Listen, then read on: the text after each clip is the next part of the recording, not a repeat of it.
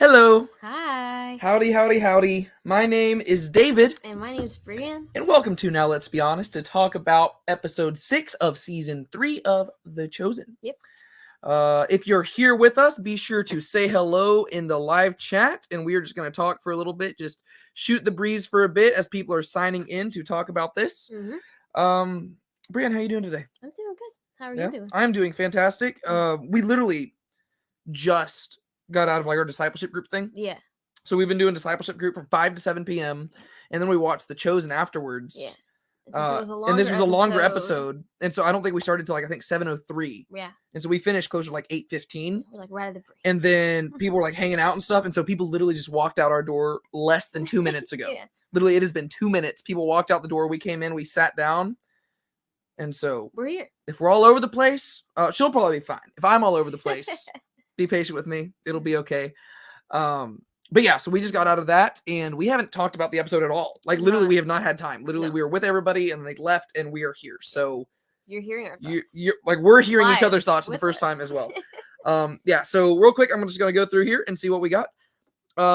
3 in the top chat. Good evening, y'all. Wow, what an episode tonight. If y'all see this post, wow, it was very good. Didn't expect to see Pilot. I did not expect that either. And I didn't expect him to be so young. Yes, I agreed on both accounts there. If I had a word to describe the episode tonight, it was beautiful. Shula and Barnaby's healing, Simon Z being saved by Jesus from his life with the Zealots, Gaius just openly not caring anymore. Yeah. Gaius, I've enjoyed seeing his plot. Gaius did say he was Germanic and surrendered. I think this episode shows him surrendering again to the final team. Yeah, I think that we are seeing him make more and more progress. It's been really cool. Hello from Lacrosse. Hello, Kathy. Good to see you. Hello, Dolly. And blessings from Texas. Hey, we're also in Texas. So blessings right back at you. I will tell you right now that I was hungry. And so I have some Thai food here. I think, what was I eating last week? We were both eating last week, weren't we? Mac and cheese. Mac and cheese. Mac and cheese. Yeah, we did make mac and cheese. I actually ordered this while we were watching the episode. Yeah. I had it like Uber Eats delivered it. Yeah. And so it's probably kind of cold now. But that's okay. I just didn't have time to do that. And so we're just going to make it work. And so be patient with me as I'm eating that. But other than that, let's just start talking about it, right? First and foremost, let's do a little bit of a spoiler-free discussion. And then after a few minutes, we can head in and just start walking through the episode. Also, real quick announcement. Episodes 7 and 8 are going to theaters, which is cool. Yep. That's February 2nd. And what was the other date they said? It was, no, I thought it was 3rd and 4th. Oh, 3rd and 4th. Oh, I'm just it's totally 2 wrong. days back to back. I thought it was 3rd and 4th. Okay. Well, it's one of those days. 2nd or 3rd, the reason, 3rd and 4th, something like that. The reason why I didn't really hold on to those dates is because I'm going to be out of town, which is really unfortunate. Like, and it's not just like out of town, like in Georgia or something. Like, I'm going to be in Israel on those days. And so there's probably just no way that I'm going to be able to actually see those episodes unless I got like an advanced screener or something like that. And I don't know if that's even possible. If somebody from The Chosen is watching this, reach out to me. Now, let's be honest, 97@gmail.com. And let me know if I can do that. Because I like interacting with y'all about the episodes. And it kind of stinks. I'm going to be gone from February 1st through 14th.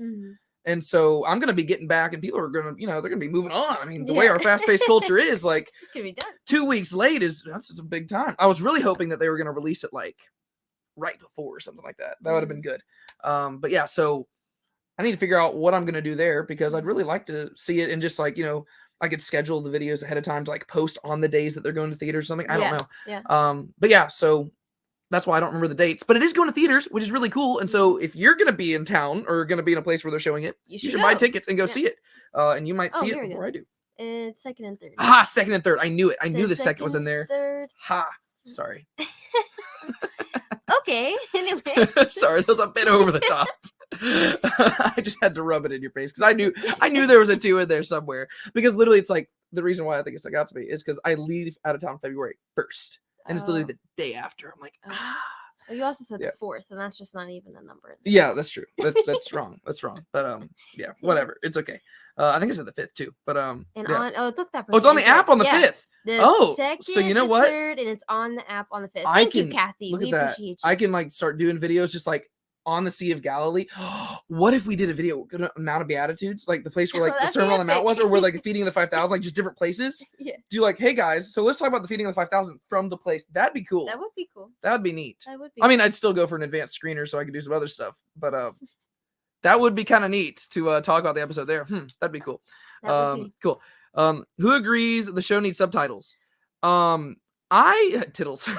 I think this episode could have used them. There were a few places there were where sometimes whenever my brain did not process a word they would say. Usually at the end of their sentence, whenever their like voices fading out, but they're also talking in an accent. Yeah. Well, and it's also a bit difficult for me because I'm also taking notes during all this. Yeah. And so like I'm like recapping stuff. And so there were some places I did miss. I'm usually pretty good at listening to both at the same time. But yeah, I agree that subtitles could be helpful. But I mean, on the app, you can do that. I don't really like subtitles a whole lot unless the show is in like a foreign language. Because to me, subtitles can kind of like distract from it. Yeah. And, you can still get the main point without that. Yeah. Hey everyone, glad I made it. Love your channel so much. Thank you, Travis. I'm glad that you're here with us. Okay, cool. Real quick, let's do a little spoiler-free discussion, and then we'll go into our spoiler talk. What did you think about this episode? I liked it a lot. I think what I specifically, as I was watching this, I was trying to figure out different things that I liked because it's something that we always talk about. And something specific that I liked is there was a lot of, I think, strings that were tied from other episodes, like specifically different relationships between different people. And then there was a lot of character development, I feel like. Things that are following through from little plot points that are throughout the other episodes that have happened previously. And so I think I really liked that about this episode. Yeah. Just a lot of different characters, but not too overwhelming to where you didn't know what was going on or the episode felt sporadic, but it still covered a lot of different characters and their development and stuff like that. And so I think that's why I really liked the episode. Yeah, there's a lot of payoff for sure in this episode. Like stuff that we've had just set up in the previous rest of the stuff in the season. Along with new stuff. Yeah, so, new stuff laid the groundwork. Stuff also, Yeah, and different plot lines I think I'm more invested in. Like there were some parts where, and this isn't really a critique on just the show. This is just something that happens in any TV show you watch. There's certain scenes where you're like watching it and you're kind of like, this is intriguing, but I kind of want to know what's going on with those other people. Yeah. I felt myself doing that a little bit in this episode, which I hadn't really noticed that too much in other episodes. But like, I think there were just certain points where I was like, I'm not as invested in this relationship or this plot point as I am in other ones. And that's not necessarily a bad thing because there's probably other people who are more invested in one than the other. Yeah. But normally that's not even really how I watch shows. Typically I just watch them and I'm just like enjoying it for the story itself. But I think there's just some parts where it almost seemed, and this is actually something I think I typically critique a lot of Christian things for doing this. And this isn't something that really, it's not the same critique. Let me just kind of explain it. Which I guess I'm going to do anyway. So, so there were certain points in the episode where it seemed like as the plot point was getting to a resolution, I recognized what the whole goal of that plot point was. You know what I mean? Like it was like there was a specific message they were trying to communicate, and that's why the plot was there. Whereas to me, in a lot of the other stuff that we've seen in the show, it was like the story came first and the message came second. Yes. You know what I mean? Whereas there were certain things in this where I was kind of like, oh, okay. Because like there was a place where I was like, okay, I'm not as engaged in this plot point. Yeah. And then at the end, I was like, oh, I get what they were going for. That's a really good point. I like what they did there. Yeah. But usually I'm not a huge fan of that. Order, yeah. Because usually I'm not a huge fan of that because they did it well here to where you're still at least engaged enough to where you like it.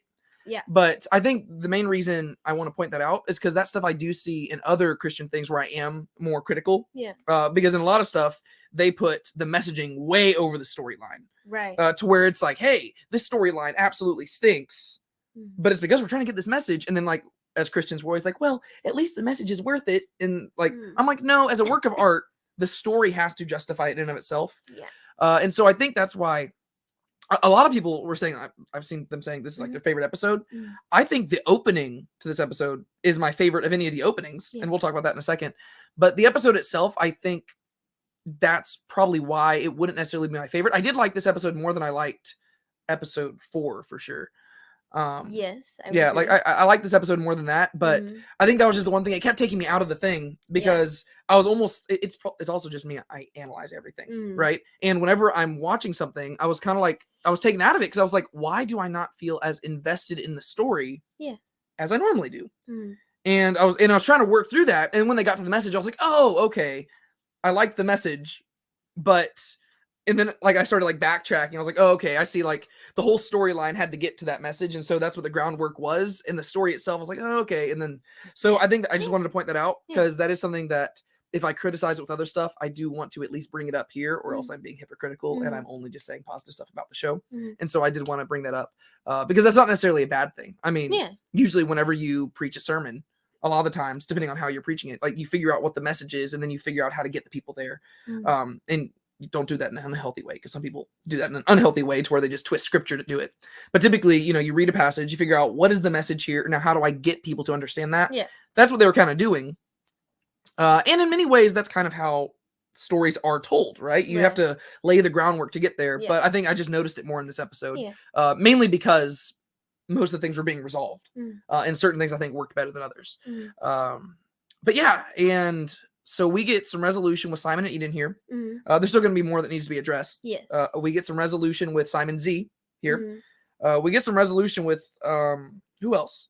Mary and Tamar. Yeah, Mary Magdalene and Tamar.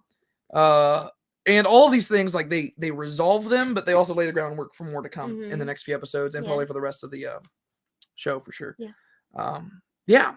Well, that being said, just because these streams usually go pretty long, I think we should just hop right into the spoiler discussion. Do it. Let's hop into and let's do that. So let me just put my little spoiler banner down here. And let's start walking through this real quick before we go into that. Let's see. Especially Atticus and Pilate, Agony in the Garden vibes. I did like that. We're going to talk about that in just momentarily. The opening was strange, a good kind of strange. I agree. I really liked it. And yeah, so we're going to talk about that. And once again, feel free to interact with one another in the comments, interact with us in the live chat. But I'm going to do the same thing we did last time, and we're just going to talk through it with one another, and then we'll go back through and I'll just pick select comments, because that's kind of just an easier structure for us. But Brienne, would you like to just start describing the episode to us, starting with episode 1? I'm going to have you describe more stuff for us, because you're a lot more concise with things, and also I'm hungry. So. Okay, yeah. All right. Describe the episode. So whenever the scene opens, we have this like blue fogginess going on.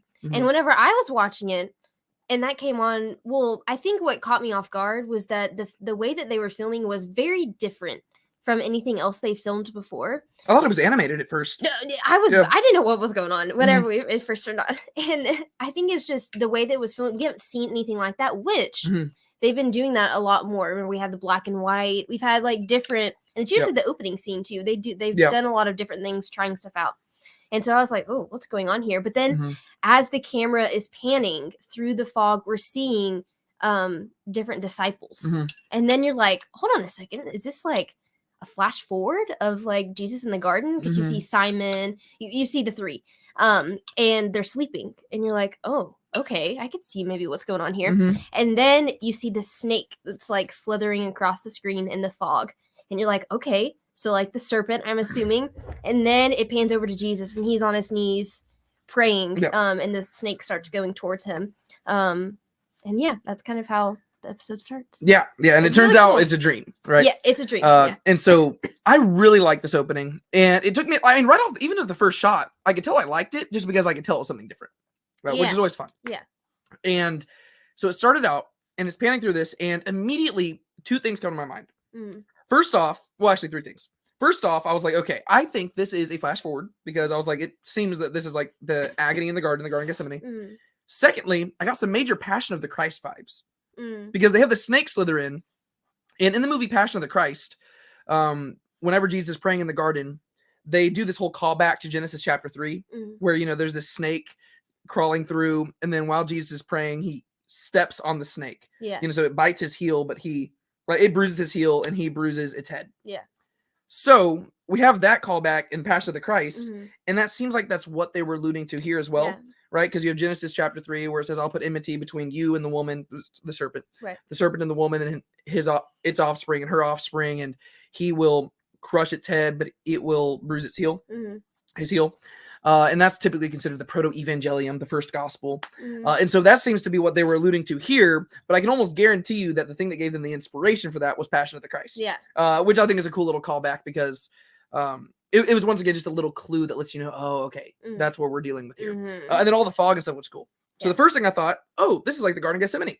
Second off, it made me think of the Passion of the Christ thing. Third thing I thought of was, it made me think of my album cover. Because I literally have an album. True. I have an album called Awake O Sleeper. Yeah. And the whole album is set like it also, if you want to check it out, shameless plug. It's everywhere music can be sold. iTunes, Spotify, Pandora, wherever you want. You can go look it up. David Tate, Waco Sleeper.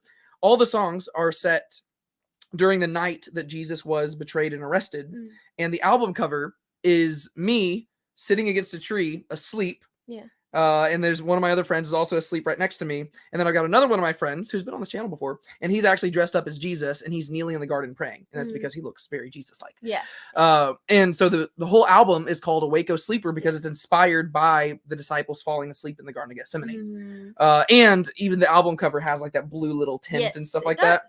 And so as I was thinking about it, I was like, oh, look at that. Yeah. To where I thought about that before we even saw the snake crawl across the screen. Yeah. Just because it literally is the exact same time. Like there was like I think there might even been fog the day whenever we took that picture and stuff. To where I was like, oh, this is exactly how I picture it. That's why I put it on the album. And so I just thought it was cool because to me, that moment might be my single favorite moment in all of Christ's ministry.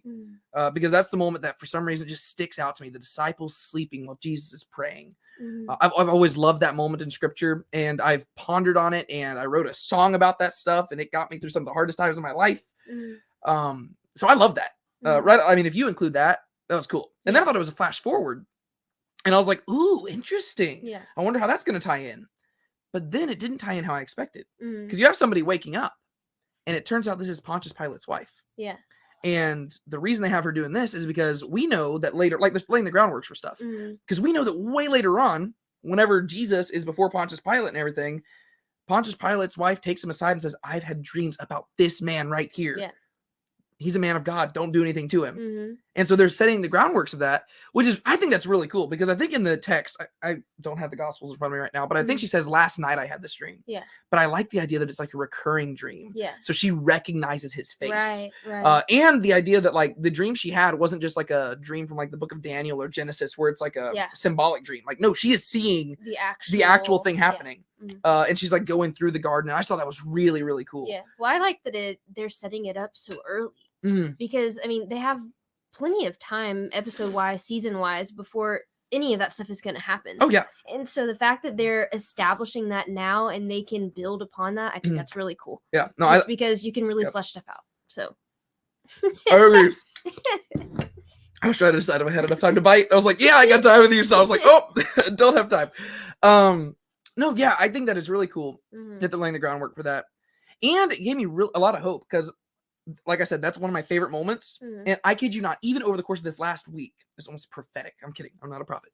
But I need to be careful with my jokes. Yeah. But I was thinking, I was like, I wonder how they're going to depict Jesus praying in the garden.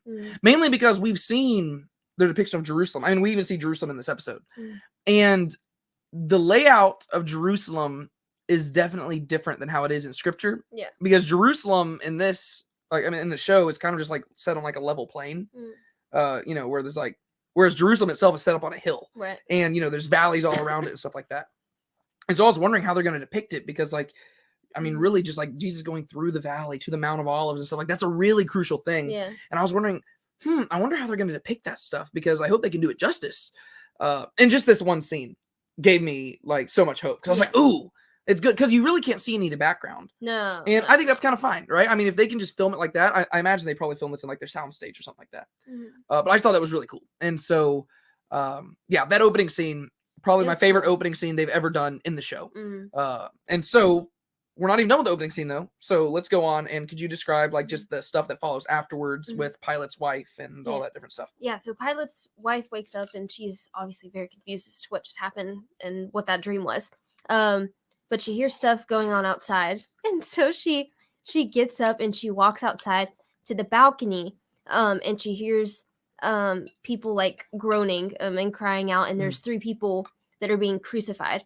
And she goes back inside and Pontius Pilate is he's in there. And she's like, why are these people being crucified so early in the morning? Like, this is crazy. Why is it so early? And he's like, is there ever like a good time to die? He says something like that. And so I thought it was cool how they tied in the fact that she was dreaming about Jesus in the Garden of the Gethsemane. And then she wakes up and there's people being crucified. Like the tie between that of like dream, but then also waking up in like real life. Like that was cool. What a plot twist would it have been Oh gosh. If like it just actually jumped forward, like it just jumped forward to the end of She just Jesus' walks up. ministry, and they're like, "Hey guys, we're gonna be honest, we were falling under budget, so we just wrapped it up." You're like, You're "Oh, like, well, wow, okay. that would have been wild." Yeah. That has been totally, Yeah. Yeah. or like they secretly had filmed everything ahead of time and they just accidentally released the wrong episode. They're like, "Oh, whoops." Yeah. Yeah, I like that though. And they have a little bit of banter back and forth. He tells her to go back to bed. And he says that he's going to go meet with a friend. Yeah. And we know this to be Atticus. Mhm. And she's like, you don't have friends. You have colleagues. Yeah. Which, man, I would hate if my wife talked to me that way. I mean, like, it's kind of sad. like the thing is, it was supposed to be like playful banter, but like, it's like brutal reality. well, yeah, that's the thing. Like it was playful. Like he treated it like it was playful and stuff. But I was like, man, that stinks. Like, Mhm. because there's a layer of truth to that. I mean, like they laugh at it, but I'm like, man, Yeah. poor guy. Mhm. Like his own wife's like, yeah, you don't have friends. You got colleagues. You use people. It's like, is that how you view me? Like, Mhm. it's like, Yeah, dang. Probably- Okay. I mean, they're just playful about it, but it's like, oh, it's just like it's a biting remark. Yeah. And the thing I like is that whenever he's putting his like arm thing up, Yeah. it's a snake because it's like Roman, Yeah. you know, like, and so they had the snake there, and like her eyes like linger on it, and she's like, whoa. And Whoa. Yeah. I thought it was cool, but yeah, I do agree with some of the people in the comments. I see right now. How young they are. Yeah, very young. That I wasn't expecting that. Though that kind of confused me whenever she first woke up, and I was like, "Who is this?" Well, I at Because first I had never seen her before, and I was like, "Am I supposed to know who this person is?" And I was like, "She's really young. Like, who is this?" Well, and because her hair was cut so short. Yes, I thought I agree. at first I thought it was like a young boy, mainly because I mean young boys typically have like very feminine And you qualities can and stuff. only see her face. Yeah, and very quickly I was like, oh, that's a woman, but it just confused me because I was like, what is happening? And he is depicted a lot younger than we typically see him, but at the same time, I haven't looked into Pontius Pilate recently, but I think he probably was younger. Typically, they depict him as somebody much older. Yeah. But I think historically speaking, when I don't think that we have reason to believe that he was that much older, because he was still trying to rise in the ranks and stuff. Yeah. And yeah, so I don't know. I think that this is very probable that I mean, if they cast him this young, I imagine they had a reason to do that. Yeah. Beyond maybe just challenging us, but I thought it was good. I think also what catches you off guard is that all the other leadership positions of different Roman soldiers and other people that are in leadership throughout the show, they're all older. And so then you see Pontius Pilate and you're like, whoa, you're really young, which he is young, but whenever you're comparing it to these other people that are way older, that's why that gap looks a lot bigger, I think, too. For sure. So and real quick, I know I said I wasn't going to put live chat up, but Belong does he asked, are we still live? Yes, we are still live. I just want to let you know that we are because I saw that. Okay, cool. So after that, then we cut to the opening credits, and then we cut to the disciples. And really, the opening scenes of this episode are really long.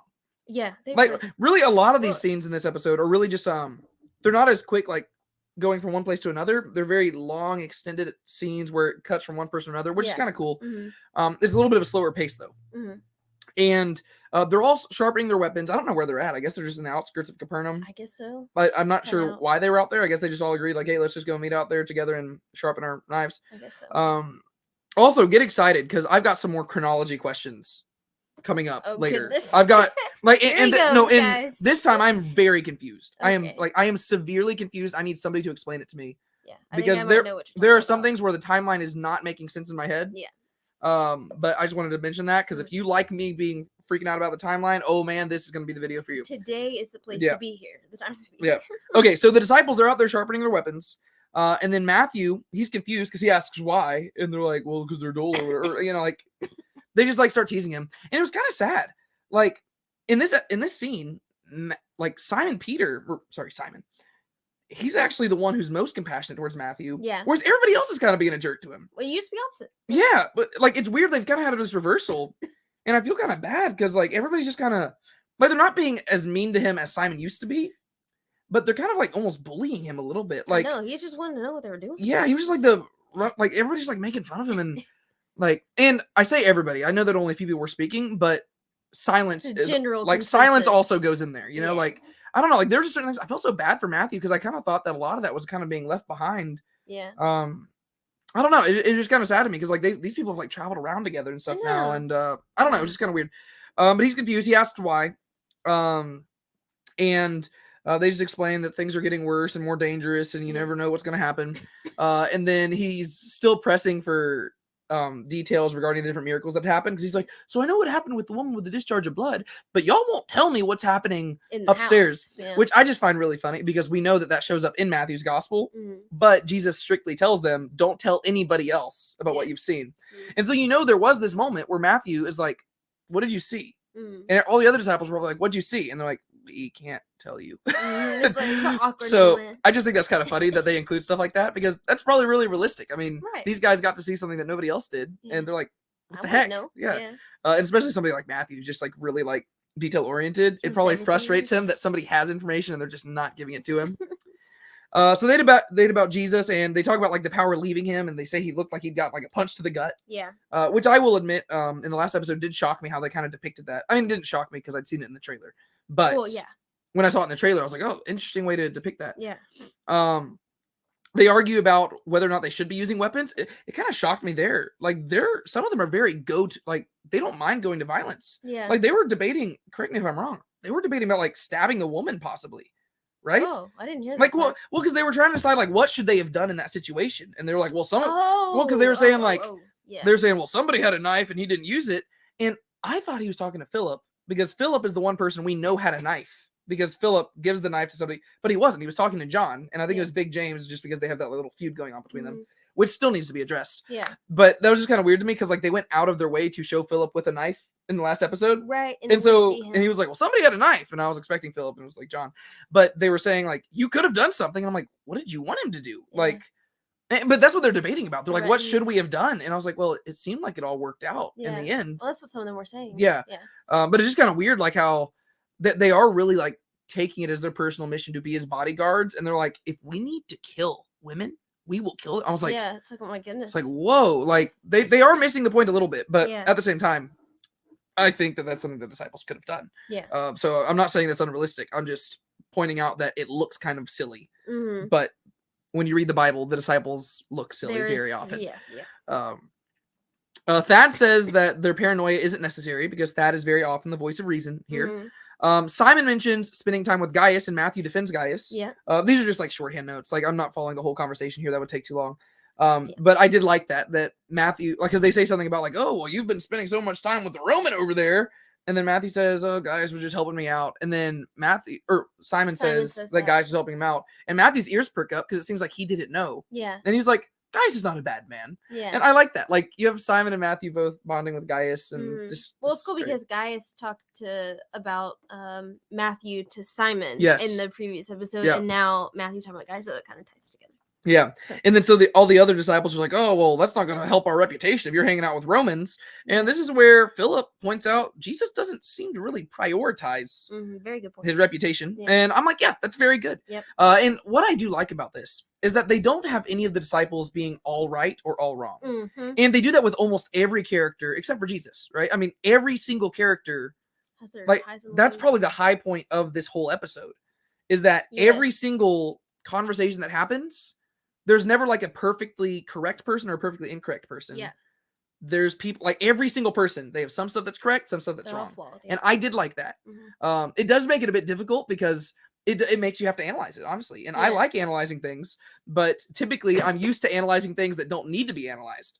You know, like typically, I mean, most entertainment, like this is actually a good compliment for the show, probably. Mm-hmm. Most entertainment is just spoon-fed to you, to where, you know, there's not a whole lot of analysis. And that's why I usually end up liking like art house films or something like that. Mm-hmm. Something where you do have to sit, you're like, ooh, what does that mean? Yeah. Because most modern entertainment is just spoon-fed. Especially if you look at like specifically Christian entertainment too. Oh, you know, it's like, even worse there. They like lean into the camera or like zooms in. Yeah. And usually there's like one person that's made out to be like the always the right hero, person. Yes. Yeah.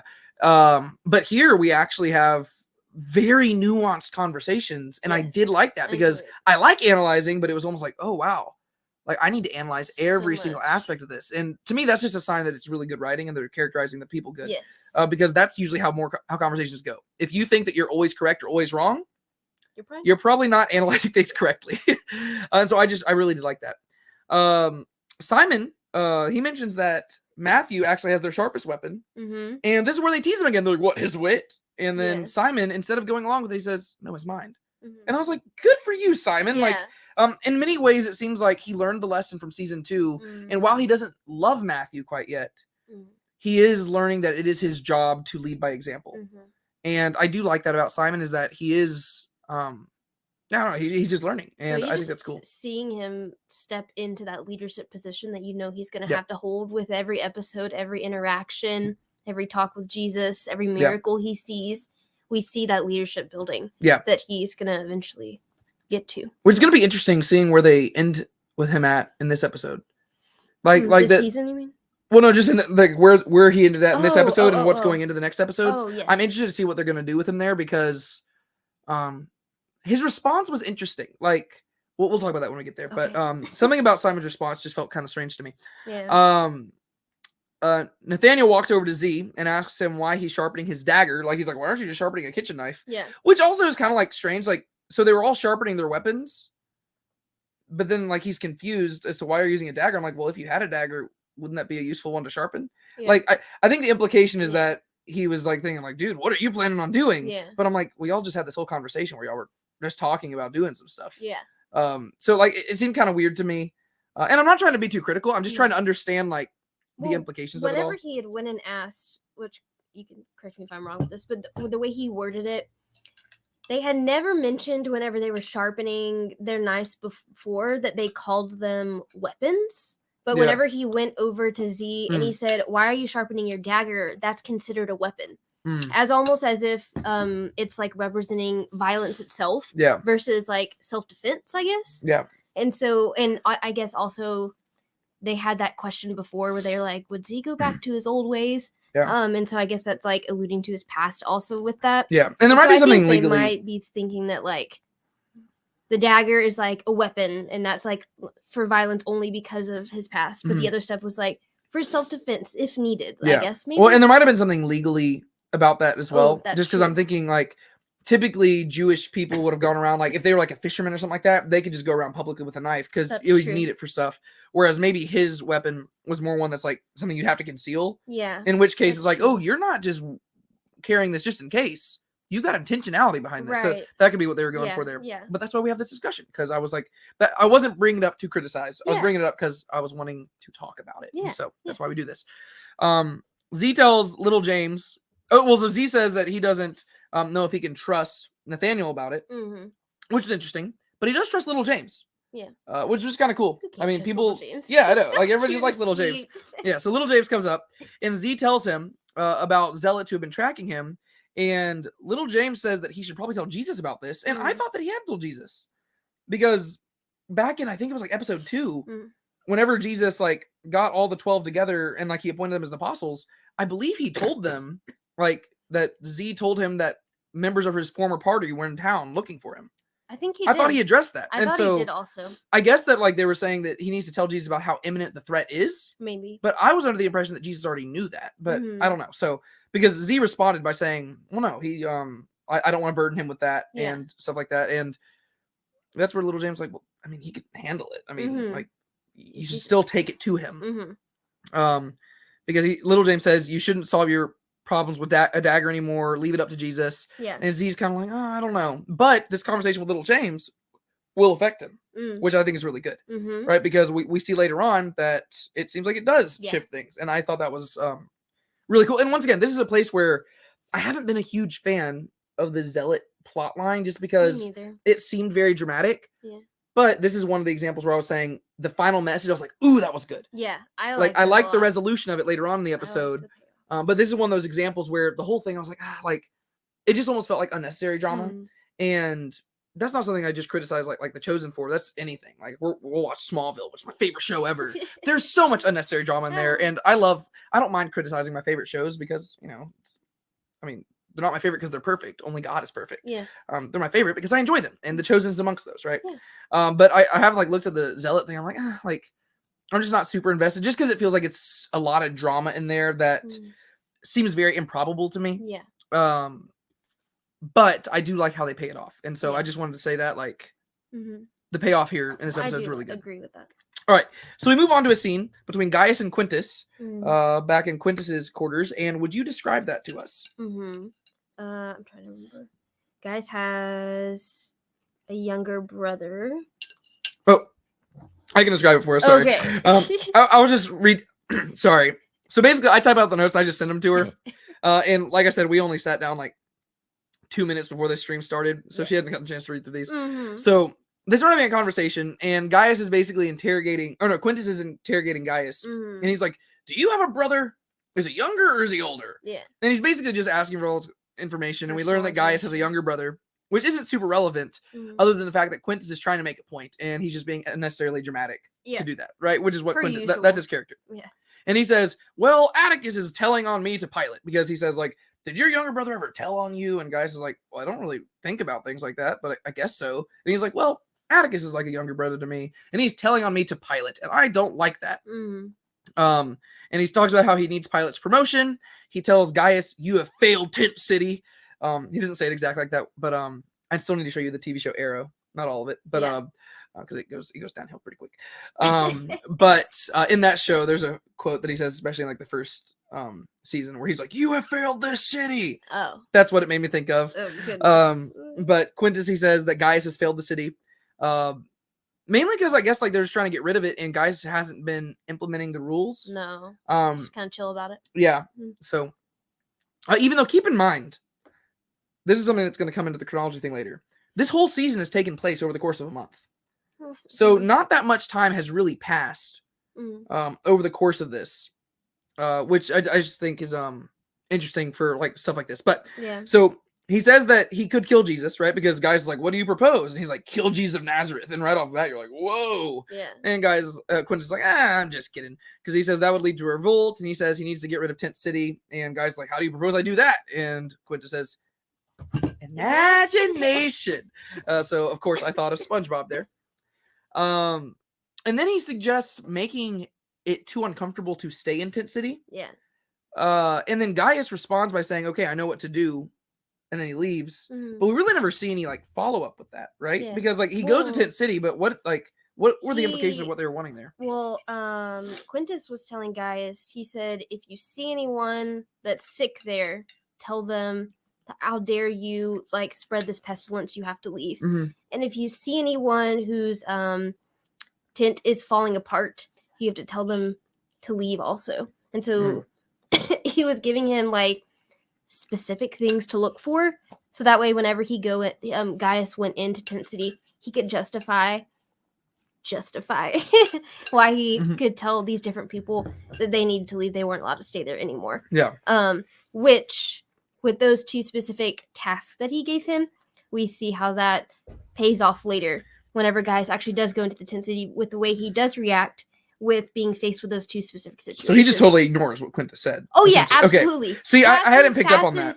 Passes the sick person. We'll talk about it later. But. Yeah, this is where I think taking notes kind of distracted me, and that's the unfortunate thing whenever I'm doing these things on YouTube, because like I would rather just watch the episode, but how are we gonna have the discussion unless we have notes? You have notes. I listen. yeah, and so that's why she's here, right? Because she can pay attention to the places where I miss. Yeah. Okay, because I was wondering. He gives him something specific to go and do. Yeah, because I was thinking, okay, it seems like there's supposed to be some follow up here. But I had just noticed where he said make it too uncomfortable to stay, and I was like, what's he want them to do? Like set the tents on fire? No. But okay, that makes more sense to where, because we do have those exact scenarios showing up where he sees somebody's tent falling apart and he sees somebody coughing. Yeah. Bingo. There you go. This is why she's here, because she is strong where I am weak. Very good. Okay. So we move on. And here we're at Andrew's place, which we've only been here. This is our second time here. We were there once in the last episode, and now once again here. Yes. And a guy named Leander sneaks in. Yeah. And whenever the scene starts, you're thinking it's like one of the zealots or something like that. That's what I thought. But it's not. It's a random guy named Leander. What did you think about this whole scene? Out of all the scenes that were in this episode, I would say like this scene was kind of like one of the weirdest ones for me. Like I agree. That's why I felt like whenever I was watching it, I kind of like checked out of the scene. I was like, okay, stuff's going on. They're having conversation. Okay, cool. Can we like move on to the next thing? Not that it was bad. I think it's just because like the character barging in, but we don't really know a lot about like the character, and it was just kind of a weird scene to me. Yeah. There were some funny moments though. Like there were some moments where I chuckled. Yeah. And I think like it added humor to it a little bit, but it felt kind of off for me, and I feel like I kind of checked out during that scene and just kind of wanted it to move forward. Yeah, I think for some reason it almost felt like a different show to me. Yeah, We're just like, the way they were conversating, like the way they were talking was not how they usually do. Yeah. Like it felt more forced of a conversation. I mean, versus usually I feel like they do a really good job at naturally talking in the show. But this one just felt kind of weird. Well, and to me, and maybe I'm just really good at predicting things or something. Something felt off about Leander. Like maybe he had ulterior motives. And that I don't know if they're heading somewhere where like, because they're obviously heading somewhere for some reason with like Andrew and Philip going back to the Decapolis. Yes. Like that plot has got to be heading somewhere. They wouldn't have them do that for no reason. And so something about it was weird because even like the idea of him crawling in through the window and he's like, I knocked so hard and nobody heard. Yeah. I'm like, and I didn't want to yell. Yeah. Well, yeah, I'm like that's something about that's really odd. Like just it was like, okay, so like he's never been there. How does he know whose house this is? Yeah. And how does he know enough like to be so confident that he's willing to unlatch a door, crawl inside? And like there were just so many things where I was like, this is weird. Like either the character could just be a strange guy. I don't know. But there were certain things where like to me it was like, okay, he comes in there with a knife, he's sneaking in, and I wouldn't be surprised. And once again, I could be reading way too much into this. I wouldn't be surprised if he had ulterior motives and he was really going in there for like something nefarious. Then he had to like come up with a story afterwards. Because like even he's holding the knife and he's like, oh, I didn't realize I was still holding that. And he throws it away. Yeah. And then he's like, you need to come with me. And like he's getting them apart. I don't know. There were so many things where something about the scene just played off to me. Like it just felt weird. Yeah. And I think to me, the scene was almost enhanced by my internal subplot of like, ooh, maybe he's got nefarious motive. Because I think that would explain a lot of the oddness to me. Yeah. Because if that's not the case, I'm not sure what to make of it. And I think maybe once I know the full plot line, I'll have a better judgment of the scene. Which you have to realize that's always the case with a show. Like you can't judge everything based off just like one scene. You have to wait for the whole plot line. Yeah. But at the same time, I am of the mindset like each episode has to stand on its own to a degree, to where you do have to be able to judge the episode on its own. Yeah. And this episode was the one that just was off. It was just weird because I was like, okay. And I think it probably didn't help that we were just like in a place that we really haven't been in a lot. And like all the characters get up and there's like bunks and everything to where it just felt more like a modern thing. Clothes. Yeah. And like they're all like, it just felt more like a comedy for a second. Cause like all the interactions were just like, wait, what? Huh? Like, and they said a lot of funny stuff, but throughout the whole interaction, I was like, what is happening? Yeah, I didn't know if maybe we were supposed to be sharing the confusion with the three disciples that were in there, because as I was watching it, I felt like I saw it more from their perspective than from, how do you say his name? Leander? Leander. No? Okay, yeah. Because the entire time, even as Leander is talking and saying stuff, they stay confused pretty much. They're like, I still don't understand, like the last thing that Andrew says is like, please knock next time. Yeah. Like, and so I feel like I was like sharing the confusion with them. Yeah. So maybe that's what they're going for. Yeah. I don't know. Yeah. And he said that he was the one who led them out of the city. Yes. Whenever they because we know they got kicked out. Yes. So was he on the side of the people kicking them out? Like that's because like he said he led them out. I'm assuming. Like, well, I'd have to go back and watch the scene. Like, yeah. Is he supposed to be the one like, hey guys, come with me, or is he like one of the ones holding them? Like, yeah, I don't know. I'd have to like he's probably in the scene, I imagine. I would. Yeah. But it's just like whenever I was because whenever he said that, I was like, oh, you'd be on the opposite side. Then why are you coming to help? Yeah. So like there were certain things, but he was like, essentially they've come to believe, right? Sorry, like we've been analyzing the scene. We haven't even really talked about what actually happened in there. So, he took Andrew and Philip out of Nave, and he says that the Decapolis is in arms because of them. And you might have noticed that he had a different accent and he didn't really look as Jewish. Yeah. That's because the Decapolis was it's a series of 10 cities over in that area, which is funny because this episode is called Intensity in Tent City. And then now we're talking about a place with 10 cities. Like there are so many puns in this episode, like intensity, and 10 cities. Like there's so many puns. I just love it. Yeah. Maybe that's the whole reason they probably had this plot line. It was like, we just have to get another 10 city in there. But the Decapolis is in arms, and the Decapolis is just a region of 10 cities with it's not just as many like Jewish people. Like there's also like more, it's more Hellenistic and stuff like that. Yeah. And he says the consequences are disastrous. And he doesn't really elaborate on what exactly this is. He just says that everybody's up at arms, and he does talk a little bit about like how like the Greeks, like because so Andrew and Philip are like, we only preach to the Jews, and they're like, yeah, but the Greeks overheard, and then there were other Jews who heard that the Greeks were believing, and then also the Greeks were upset because they like stopped believing in the Pantheon, and like it's just causing this whole uproar. The city's on fire. Well, not actually on fire. Well, actually parts of it. Yeah. Like there was a lot of funny stuff in this, and Judas kept saying like little things that everybody kept ignoring, but they were kind of funny. Yeah. And then eventually he gets down to it and he says, people want to know more. Mm. And I was like, oh, okay. Like I wasn't expecting that. I thought he was going to be like, you need to get back and like recant. Like I thought that's what he was building up to. But instead he's like, no, people want to know more. I'm like, but wouldn't that cause more trouble? Thing. Like, yeah. I'm like, okay, so I guess he doesn't care about the trouble. He was just saying that. Yeah. And so Philip and Andrew are like, well, that was just our one-time thing. They're like, we can't go back. And so he's like, no, your mission can't be over. Which I'm kind of on Leander's side there. I'm like, guys, like, this isn't just like a one-time thing. Like, yes, Jesus sent you out to do that, but like, you do have like this is your job. But that goes back to another thing that I'm going to address later on in the episode. And I don't want to sound too critical on this episode because I did like the episode. No. I think there's just certain things in this episode, since things were coming to a resolution, I started noticing some issues that I've had. Jesus is really disconnected from his disciples. Like in the show, they have him much more separate from them than I imagine when reading the Gospels. Because to me, never know where he's at. Yeah, like they never know where he's at. And there are times when Jesus does go wander off on his own and stuff in the Gospels. But I guess it's more like the proportions are vastly different. Yeah. Like in the Gospels, we have like select moments where he goes off and does that. And I'm not saying that's how it is because obviously the Gospels only report select events. And maybe he did go off like this all the time. But we're 3 seasons into the show. And just in this season alone, he just keeps leaving. Yeah. To where they're just excited to see him on any given day, and people come up to them like, we have no idea what he's doing. And to a degree, I think that is how the disciples felt. But also in the Gospels, we see that Jesus devotes a lot of time in private to them, to teaching them and stuff. And really, so far, most of the teachings we've seen him give them have been public ones. I mean, we have had a few teachings like smaller portions, like how to pray, or like whenever they're gathered in Zebedee's house and he teaches them some stuff. But we really we haven't seen a whole lot of the really more like interpersonal stuff. I mean, really, probably the most we got of it was last episode where they're like playing in the Sea of Galilee.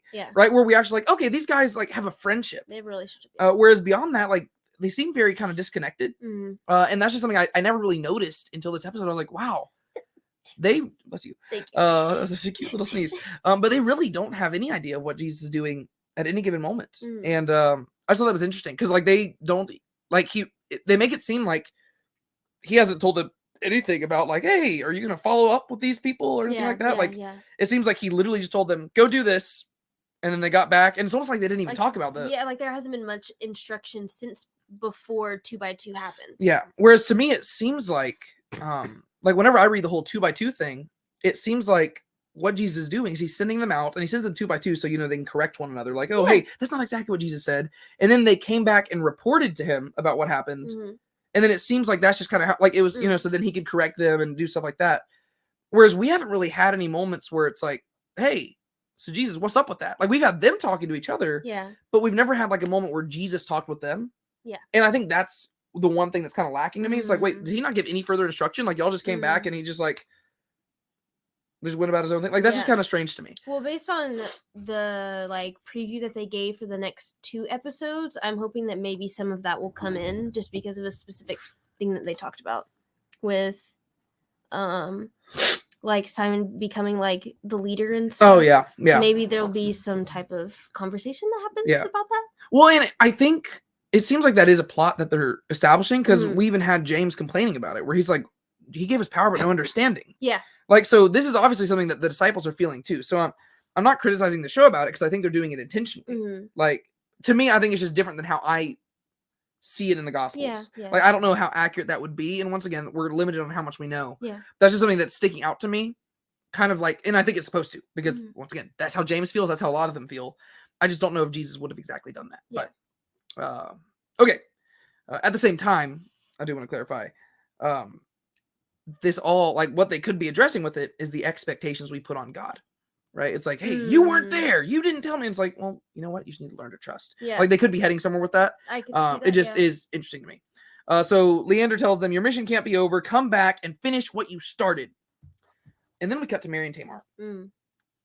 And this was another very long scene. It was really. very long. What did you think about all of this, and what do you think Mhm. about like the whole dynamic between them and the tension and the storyline and all that stuff? Yeah.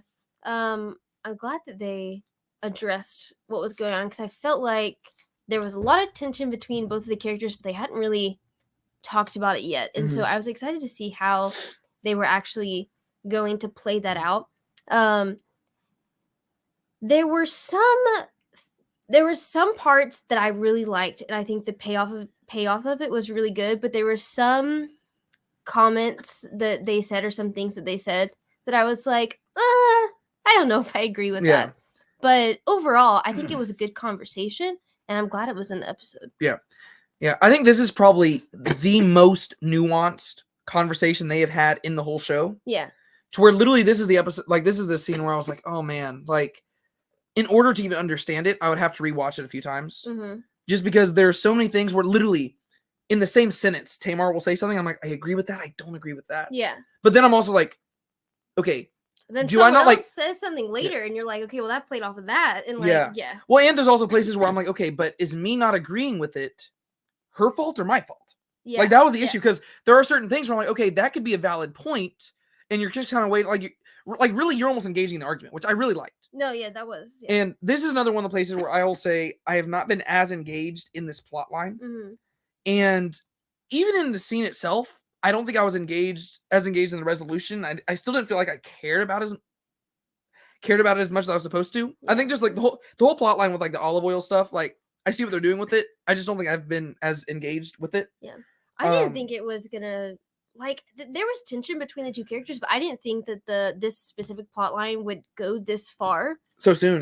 Yeah. Well, just because even the initial conversation between Mary and Tamar, like Mary brought up very like valid points. Yes. To where I just didn't expect it to escalate this much, to where it warranted such a long scene. Yeah. Well, most of the stuff, what happened should have just been like Mary said that, and I don't know. I think they're trying to show like I guess how Tamar comes to the realization and stuff. Yeah. But and I'm just surprised that this goes back kind of like with the Simon the Zealot thing. This is another place where I was watching the episode. I was like, okay, I see the message they're going for, and they had to get the plot line there. Yeah.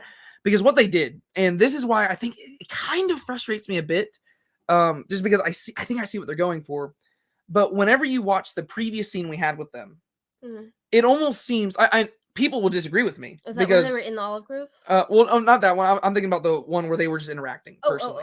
Whenever they're talking about like the animism and stuff like that, people will disagree with me because a lot of people were defending Tamar. But to me, whenever I'm watching it, it seemed to me like the creators of the show were wanting you to think that Mary's in the right and Tamar's in the wrong. That's what I thought too. And it seemed like it was supposed to be kind of black and white. Obviously, the audience didn't think so, which is probably actually enhances the experience. Yeah. But to me, it seemed like that's how they were trying to portray it because, like you pointed out, Mary was mainly just saying stuff that was like, well, yeah, that's a good point. Yeah. Whereas in this part, they throw in a lot of stuff where Mary has some deep-seated like resentment and stuff like that. That makes her wrong as well. Yeah. And I think like there's a pro and con to this. When it comes to real world application, this is really good because it's pointing out that not every interaction is, as black and white as it may seem. Right. You might be tempted to view one person as entirely in the right and somebody is entirely in the wrong. Usually there's more nuance to that. Yeah. So from a real world application standpoint, I like it. But that's not why I watch the show. Right? Because real world application to me like kind of follows from it. Yeah. But really, I mainly go to the Bible for that or something like that. But at the same time, you can learn stuff from art, right? I mean, I can go read Harry Potter and I can find real world application that goes beyond just like waving a wand around. Yeah. Right. And so that's cool. And so I see where they're going for there, right? To where they're like, you thought it was simple, but look, it's actually more complicated. Yeah. So I do like that. But at the same time, from an artistic perspective, I don't think I like the decision because to me, it almost feels like when you're watching a whodunit mystery and you finally see who the killer was and you're like, well, I could have never figured that out. Right. Yeah. The best type of mystery are the ones where like there's little hints at it. And I guess you could argue that maybe if I go back and rewatch it, the hints are there, but I don't know if we've seen that. Like, because like there's certain things where like you see Mary and like, you're like, oh, you've got some resentment there that you need to address. Like that's a problem. But I don't think we had any evidence to see that earlier. And so to me, it's like you watch the former scene and you're like, oh, well, Mary seems to be in the right here and Tamar's in the wrong. And then you get to this scene, they're like, aha, but Mary's actually in the wrong as well. And I'm like, okay, well, I get that. I get what you're doing. Yeah. But it doesn't feel, I guess, earned from a storytelling perspective, if that makes sense. Because it's like you need to give like a little bit more hints so that whenever you see it, you're like, oh, that's where that comment came from. Yeah. Whereas most of Mary's comments seem to me to not be coming from a place of resentment towards Tamar, but it was coming from a genuine concern for like Jesus' ministry. Yeah. And once again, people can make comments like that. Like in real life, people can do that. But whenever you're a person creating a show for an audience, you have to give them hints for them to figure it out. You know what I mean? Like it's just about like communication, right? Because yes, in the real world, things are not that simple.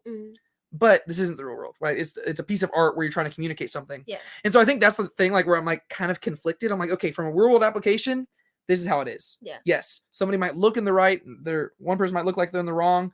They have a full conversation. You realize it was much more nuanced and complex than that. But from an artistic perspective, it's like, okay, if you're gonna reveal who the killer is, you got to give me hints about it at the end. So I'm like, how did I miss that? I should have seen it. Yeah. Whereas I don't think, and I'm going to have to rewatch these episodes, but I've already watched all of them multiple times so far. I just haven't seen enough where I was like, oh yeah, I could see that resentment with Mary Magdalene there. Especially because it also seems like it's almost retreading a plot from last season. Okay, in a way. I was going to say this. There's some parts whenever you're following the same storyline of what they started from that whole situation with them selling their own things for the ministry. But I felt like there was like old things that were being dug up for no reason, kind of. Yeah. Like past situations that have happened that I felt like were like thrown into the conversation that didn't really add anything to it, or were just kind of not necessarily didn't add anything because it supported what one person was saying. Yeah. But I think it was like almost unnecessary, I guess. Well, Like it felt kind of weird as to why some things were being brought up again. Yeah, but... and once again, it rings true to a real life conversation. Right. And that's where I'm trying exactly what happens. Yeah, because I'm trying to make that distinguish between like real life and art. And I think they addressed that in the conversation too about digging up stuff from the past. Yeah. So, because in real world conversations, that's exactly what happens. Like you're having a conversation about one thing and somebody will bring up something that you did or that you didn't even do from 10 years ago. And we see this also with Simon and Eden, right? Yes. Like this is how things work. Yes. And so that's where I'm struggling here because once again, this is not my artistic creation. And so it could just be that Dallas and them are trying to do things that are more just like true to life than anything else before it. Yeah. But to me, I think it's just difficult because you do have to keep in mind the viewer, right? Like that's always something like same thing like preaching a sermon, right? Like I could get up there and I could preach a sermon that is focused on like, like just communicating the truth of God's word in the most concise, technical way possible. Yeah. The issue is most people in the audience are not going to understand what I'm saying because I'm probably going to be using these super technical theological terms. And instead of speaking in English, I'm going to be speaking in Greek or Hebrew. Yeah. And so instead, what you have to do is you have to take that and you have to communicate it to the audience in a way that they can understand. And I think that's where I'm having the difficulty there, because if their goal is just creating real world scenarios and putting the disciples in it, that's cool. But when it comes to the audience learning the lesson, they have to be along for the ride. Right. Rather than just watching the thing happen, you have to understand, oh, okay, I see where this is coming. Yeah. And once again, this isn't my creation. And so you can do whatever you want with it. I'm just speaking from the perspective of a viewer watching it. Yeah. But anyways, let's actually walk through the conversation. So this has been a lot more reflective of it has. The thing for us. We must be in a reflective mood. Yeah, I guess. So Tamar says that they've been swindled when it comes to the olives and stuff like that. And Mary says, I know. And you can see right off the bat, Mary is short.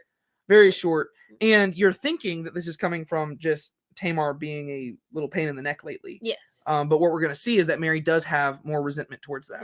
And also to address the thing about like the recurring thing, like with Mary, how she's still struggling. Yeah. I think the reason they're doing that is because once again, it doesn't immediately go away. Because the reason they did it in season 2 was because they didn't want it to feel like, oh, well, she was healed, so she's always better forever. And I think they're bringing it up again now because it's like, well, even though she learned her lesson, she's still not perfect. Right. Yeah. So I think they're doing it for a reason. I'm just saying, like, it does feel like it's in an episode that, like, in a show that's 7 seasons long with only 8 episodes, like, you got 56 episodes total. Right.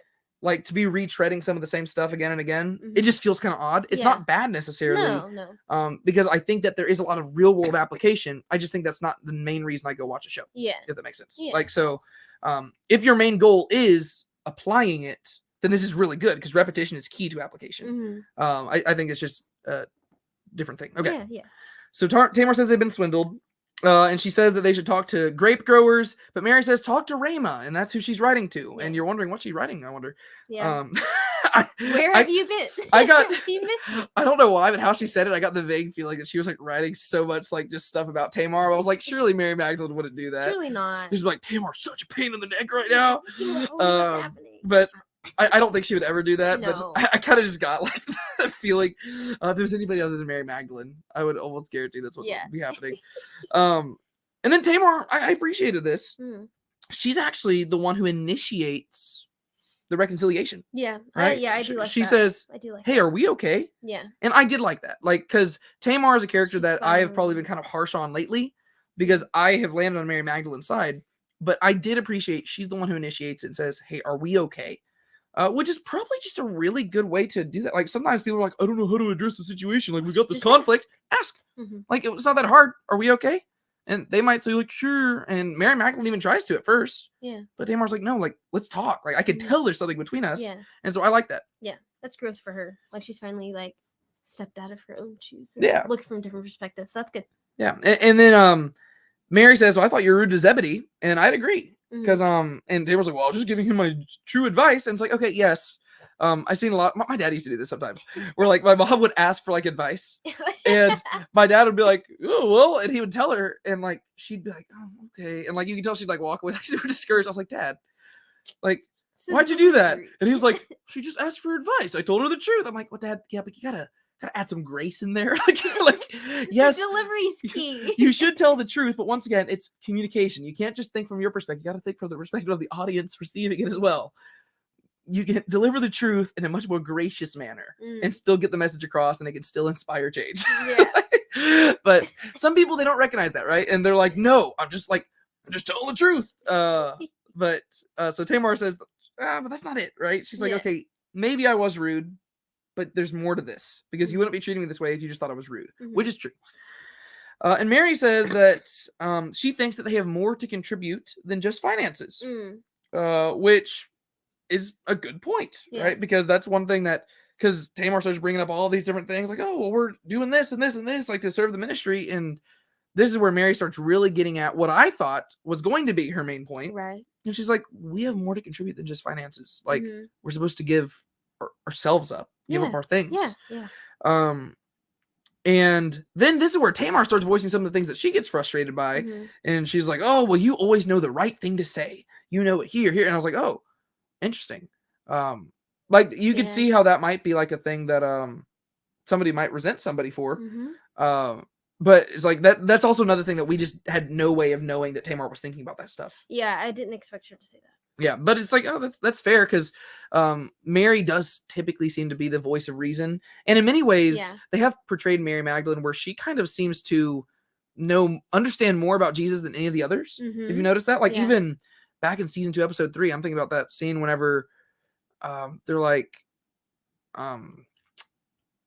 there's just something, I forget the exact quote, but they're gathered around the fire and they're talking about being holy. And she says, for some reason, I think that we can't even be holy without him. And like, it's like, well, that was a profound statement. And I think Philip's even like, whoa, that was deep. But it was like, that was a very profound statement. And so like, they do have Mary saying a lot of stuff like that, where she does have the right things to say. And so I was like, that's a valid criticism. But once again, we just had no way of knowing Tamar was thinking this.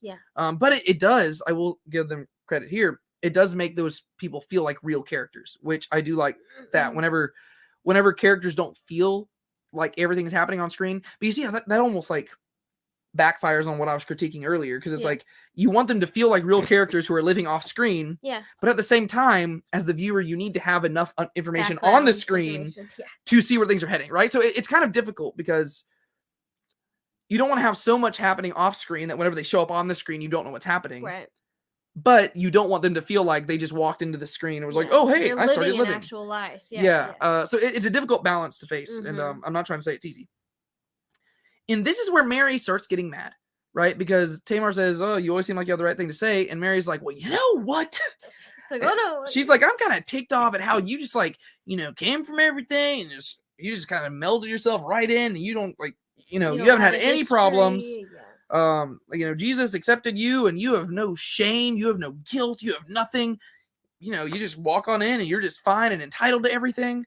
Meanwhile, so bold Jesus found me in a bar drinking, and I was like, yeah, which is kind of funny because it's always ironic how people like idolize other people's testimonies, because the person who had a terrible backstory, like the person who's just like the drug addict and all this stuff, they always idolize the person who like came to Jesus easily. And the person who came to Jesus easily always idolized we always I had a more interesting testimony. Yeah. We're just discontent, right? We're just not satisfied. Like it's kind of like how people like nowadays they're like, "Ooh, I wish I was born in the 1980s," and the people in the 1980s are like, I wish I was born in the 1940s," and we just always wish that we were born in a different time because we're just never satisfied. Right. But she says that she thinks that they should be more humble, never assuming they are worthy, and I agree with that. Right? There were some things, and this is where I was praising the nuance here. Because there are some things that Mary says, and I'm like, that's a good point. And then she sometimes goes too far with it. I'm like, okay, I wouldn't go that far. But then she says, like, when she reins it back in and she makes her final point, I'm like, I agree with that. Because she's like, I just think we need to be more humble. And I'm like, yes, I agree. Tamar probably needs to humble herself. Yeah. And this is where I'll be interested to see. I mean, I don't foresee a lot of discussion arising from this. Yeah. But this is the one place where I bet there would be some nuance because she says we never need to assume that we are worthy. Yeah. And people need, like, I imagine people are going to land on both sides here. I agree with Mary, right? We should never assume we're worthy because the whole point is that we're not. And Jesus makes that point in season 2, episode 1, when he's talking to the, man, I've seen this show so many times. Like, I can just like quote this stuff. Yeah, but whenever he's talking to James and John and he's getting on to them after they like the whole Samaritan thing, and he's like, what, you think you're worthy? Let me tell you, you're not. Yeah. So he makes it clear that we're not worthy. Yeah. Right? And I think that's the point. But the issue is that Tamar interprets this as Mary being like still filled with shame, which maybe I'd have to rewatch the scene. Yeah. I got that too. Like, I thought it was like just maybe Mary Magdalene just saying we're not worthy. And maybe there is some shame motivating that, but the things she's saying are not necessarily in that regard directly incorrect. No, we're not worthy and we should never feel like we are. Yeah. I agree with that. Whereas in many ways, it seems like Tamar does feel like, maybe not that she's worthy. I don't know. I don't think we know enough about Tamar to say there. Yeah. But given what Mary knows about Tamar, I could see how you could arrive at that conclusion, which is probably just as important, right? Because we should never let, like, other people should not think that we think that we're worthy either. Because the thing is, God views us as worthy, and he has declared us like that, but we should never get to the point where we think, oh, yes, I am worthy of God's love. Yeah. Well, he chose to give us his love. Yeah. But it's actually because he's worthy. Yeah. And in his worthiness, he deemed us worthy, but that doesn't mean that we actually are. It just means that he's good and he's gracious and he's amazing. And it's like, whoa, praise be to God. Yeah. That's what I thought whenever we had watched the scene. I thought maybe they were just thinking at it from different perspectives. Yeah. Like Mary was thinking, I'm not worthy of like grace. Yeah. And Tamar was thinking like, grace has already been given and now God deems me as worthy. Yes. It's almost like they were thinking from different perspectives and it wasn't clarified. Yep. So like both are right. Just depends on which side you're looking at it from. The power to win an argument is the power to define your terms. Yeah. And that was the issue, because I was like, okay, you need to sit down and like define what you mean here, because but once again, that's a good argument. And that's why even though I wasn't as invested in this storyline, I thought the argument here was really clever and probably the most complex and satisfying, even though the scene itself, once again, I wasn't that invested, but it was probably the most satisfying conversation just because of how real it did feel. To where it's like, yeah, you could see like this conversation happening in real life. Absolutely, and both people can be correct, but it's because they're using terms in different ways. And I thought that was cool. But then once again, I still landed kind of on Mary Magdalene's side, because she says, I could just never imagine feeling so entitled. And I think that lets you know where she stands, because she's saying it's not about necessarily the shame or anything. It's more about the entitlement. Because you're going around viewing like, and we're going to see that Tamar's going to respond, and maybe that entitlement is a little bit like more external perception than internal reality. But at the same time, we still have to be mindful of that, because as Christians, we need to be like, and Tamar's not claiming to be perfect or anything, and she's going to admit that later on. But from Mary's perspective, everything Tamar has done seems very entitled. And so I think that Mary's point is a good one, given what she knows. But then Tamar apologizes for the shame and regret Mary feels, which once again, I was like, okay, I see where you're coming from, but okay. And she says that Mary chooses to hold on to it. And this is where I don't know. I have to rewatch the scene. I've only seen it once. Yeah. And I have to rewatch it. Just, I want to see Mary's actions and stuff more here.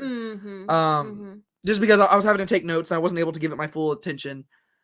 Because that's just not, whenever I was just hearing her words and I would look up as I was typing and stuff, I wasn't getting the feeling that she was filled with shame. Yeah. That's not how I was interpreting it. No. But I'd have to rewatch it and see that because, I don't know, because that's what Tamar said. She's like, you're holding on to it. I'm like, I don't know if she is. Yeah.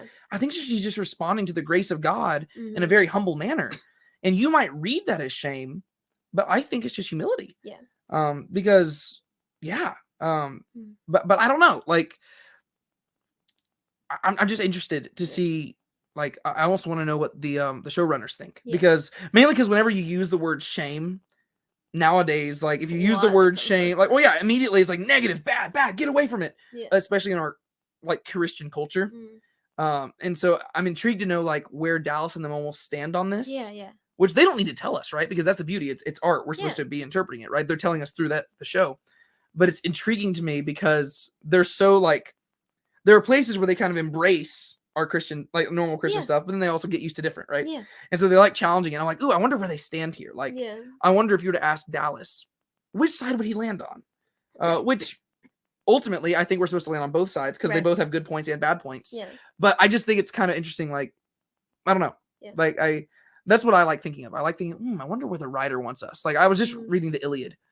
And what I love about that book is that Homer, like he never explains like really what side he supports, the Greeks or the Trojans. You gotta imagine that he would support the Greeks because of his background and stuff like that. But you're reading it and you're like, well, he's being really like, the book ends talking about like the burial of a Trojan and the Greeks are being criticized the whole time. And you're like, dude, whose side are you on?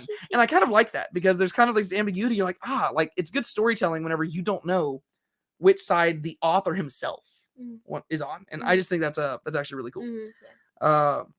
Also, I think that Mary might not be like coming from the perspective that she is holding on to anything, at least in this conversation. I don't get that just because of the way that she approaches the conversation, and that the first thing she starts talking about is that we have more to offer to the ministry than just like finances. You can tell like where her mind is set at. It's set to like higher things above. Like, it seems like she has a more long-term goal in mind. She's looking at how can we serve Jesus. Like, I think just maybe the perspective that she's coming from, I wouldn't think that she's thinking on that mind path because I feel like those are in opposite directions. Yeah.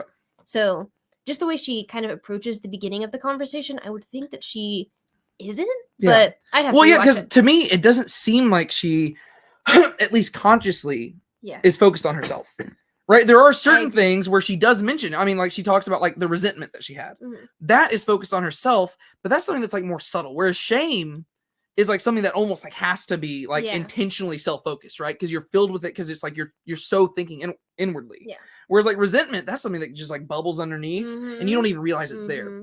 And so to me, it seems like she is largely outwardly focused and focused on God.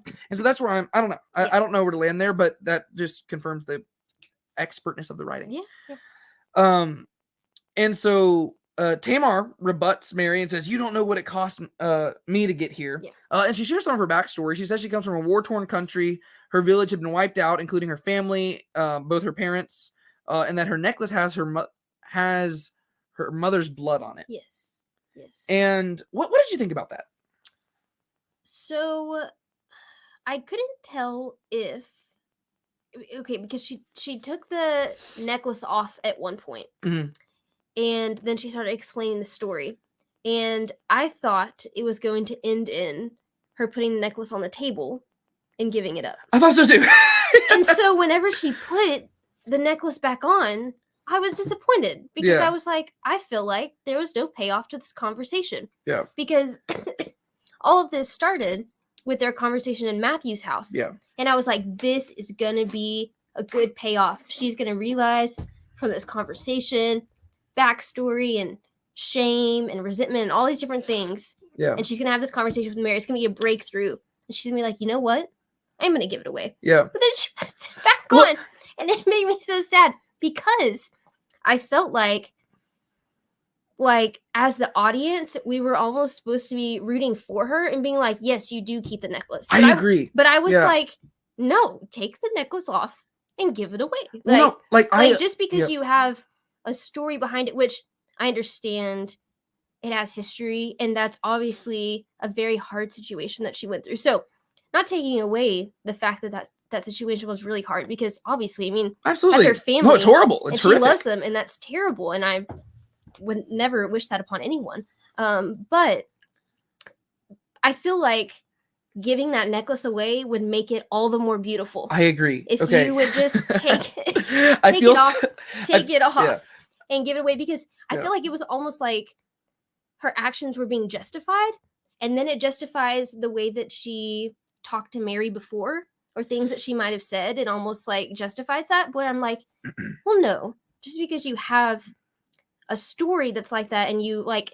have this heirloom doesn't mean that you can go around and treat other people a certain way or say something different, because you are aligning yourself with Mary, and you said, let's support this ministry. You're doing this together. This is no longer Mary and Tamar. Y'all are together supporting Jesus, not yourself, not Zebedee, not each other. You're supporting Jesus and his ministry. And so you are no longer just these separate people. You're not your own. Exactly. And so the payoff just wasn't there. And it made me really sad, because I wanted her to give the necklace up and for her to come to the realization. Yeah. I feel so validated in my response now, because like, once again, we hadn't talked about this part of this video. I was afraid I was going to come across as like this heartless jerk, because in the episode, I was like, I feel like her explanation is supposed to make me root for her and be like, you know what, you keep that necklace, because I did criticize her in the last episode. I know. I criticized her and I was like, no, that does sound like animism and stuff like that. But I was listening and I was like, see, I felt bad because you asked my opinion first, and I was like, oh no. Oh no, I 100% agree, because I felt like it was trying to be like, no, it's okay. But I was like no. Well, no, because if you follow that logic, then this is the argument. You're supposed to leave everything for Jesus unless you have an emotional attachment to it. Well, and I'm like, well, no. And it's like, well, no, it's a sad story. Like, this is the last thing I have of my parents. He's like, well, Jesus says, leave your mother and father. Yeah. Like, and like, I understand who is it's my mother? sad. Who is my brother? Yeah. It's like, I understand that it's sad, and I understand that it emotionally tugs at you. Yeah. And I understand that it's going to be hard to give up. Yeah. But that is it's quite literally the point. And yes, maybe the other people didn't give away stuff that's as significant to them, but you're not supposed to measure your faithfulness by other people. You measure by what you have. And like, my main issue, I don't think I would have an issue with this at all if in that episode Tamar hadn't also been suggesting, oh, let's go sell all of Matthew's stuff. Yeah. I'm like, Matthew literally left everything. Yeah. Like, he left everything. And you're wanting to sell his stuff before you're even willing to sell anything of your own. Also. And that's why I was so critical of her. And I don't think that her story, like, it's sad and it's horrific, and I hate that. But all because you have an emotional attachment to something doesn't mean like, oh, now I can keep it. If it's necessary to give up. I'm not saying you have to go give up everything you have, but if you're going, it's kind of the whole, judge not lest ye be judged, right? The measure you pour out on another will be poured back on you. If you're going to say Matthew needs to go sell all his stuff, which he's more than willing to do, you better be willing to do the same yourself. Yeah. Sorry, what were you going to say? Well, I was also going to say that something I think that kind of bothers me about it in this specific conversation, like completely disconnected from anything else, and just looking at this conversation, the scene or the conversation that just happened right before was Tamar turning to Mary and saying, you're choosing to hold on to all of this. Yeah. And then she like talks about this necklace and she holds on to it. And to me, it almost is like kind of a hypocritical moment. I understand from a real life perspective. That's how it works. Well, exactly. Exactly. And so I understand her attachment to it, but you just turned to Mary and said, you're choosing to hold on to this. Yeah. Therefore saying you're choosing to like bask in your resentment, in your shame. Well, in that same situation, now she's doing that. You're choosing to hold on to this and everything that revolves around it. Yeah. And that is going to hinder the ministry and your relationships with people because of that. Yeah. And once again, this is how stuff happens in real life conversations. Like whenever, like people will do this and they'll be hypocrites and they'll criticize you of something that they're guilty of themselves. That's how it works. I think my main concern is that we only have 2 episodes left in this season. And from a storytelling perspective, you have to like resolve a lot of this stuff. And it seems like the stuff, like it seems like this was supposed to be largely the resolution. I doubt it's the last we've heard of it. But it seems like some of the stuff being addressed here was supposed to be like, yeah, like, okay, we're settled now. Right, yeah. Whereas I'm like, no, there's more that needs to be addressed here. Yeah. From a storytelling perspective, I'm like, I don't know if you're going to have room to address it. Deeper situations. But yeah, so that's just something where it was difficult for me because I was like, okay, I get you have a backstory, and I get that it wasn't easy, and maybe Mary did characterize it like it was nothing for you to come here. Yeah. But at the same time, first off, they didn't know that backstory, and so you have to understand from their perspective, they've given up everything, you haven't given up anything. Yeah. And then you've been avoiding the conversation. And I get that maybe it's like, yeah, it's traumatic, but that's something I guess everybody just reacts to stuff differently. Yeah. But like for me, my dad died in my arms, and I had no trouble describing the events of that to people just a few hours afterwards. And I've never had a problem like telling people that story. And it's graphic and it's gory and it's terrible. But to me, like, I see that in so many shows where it's like you'll have people whose like parents died like years earlier, and somebody will bring up like a father. They're like, "Oh, sorry, my dad died 7 years ago." And I'm like I've never reacted that way, and I guess people just react to like they grieve differently, right? Yeah. But to me, it's just like weird because I have never had trouble with that. I remember like I think the day after my dad died, I mean that week I still led Bible study and stuff, and it was difficult, but I got through it. And I remember right before Bible study, I was going for a walk out in my neighborhood, and my neighbor was like, "Oh, what happened to your dad?" And I just told him, and he was asking me very specific details that you probably shouldn't ask somebody who's gone through something like that. But I didn't mind describing them. Yeah. Whereas like with Tamar, multiple times like they've been like, what's going on? And she's like, you just don't know. And like she keeps like avoiding it. And I'm like, okay, but the conflict that y'all are having could be resolved if you just communicated it. Well, which is the same with Simon and Eden. I was just about to say, I feel like there's a string of a lesson being learned with them and then Simon and Eden about communication and the importance of it. Yeah. So communication is key. And so eventually this is going to be a longer live stream, I can already tell. Yeah. So Mary, she kind of identifies her by saying like, hey, I lost my father too.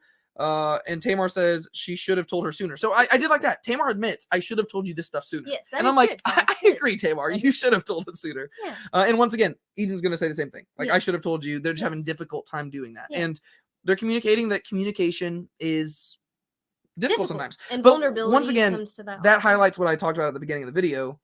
It seems like the message is almost coming before the story. Yeah. Right? So like the main things I'm getting from this episode are messages for me to learn as a viewer rather than just the story itself. Yeah. To where I'm like, oh, I'm learning that communication is difficult and it's not always black and white. Whereas like I'm learning this rather than just engaging in the story. Yeah. Like that's, I think, my issue. Right. Okay. They both laugh at Mary not knowing what to say because it's like, oh, it's about time.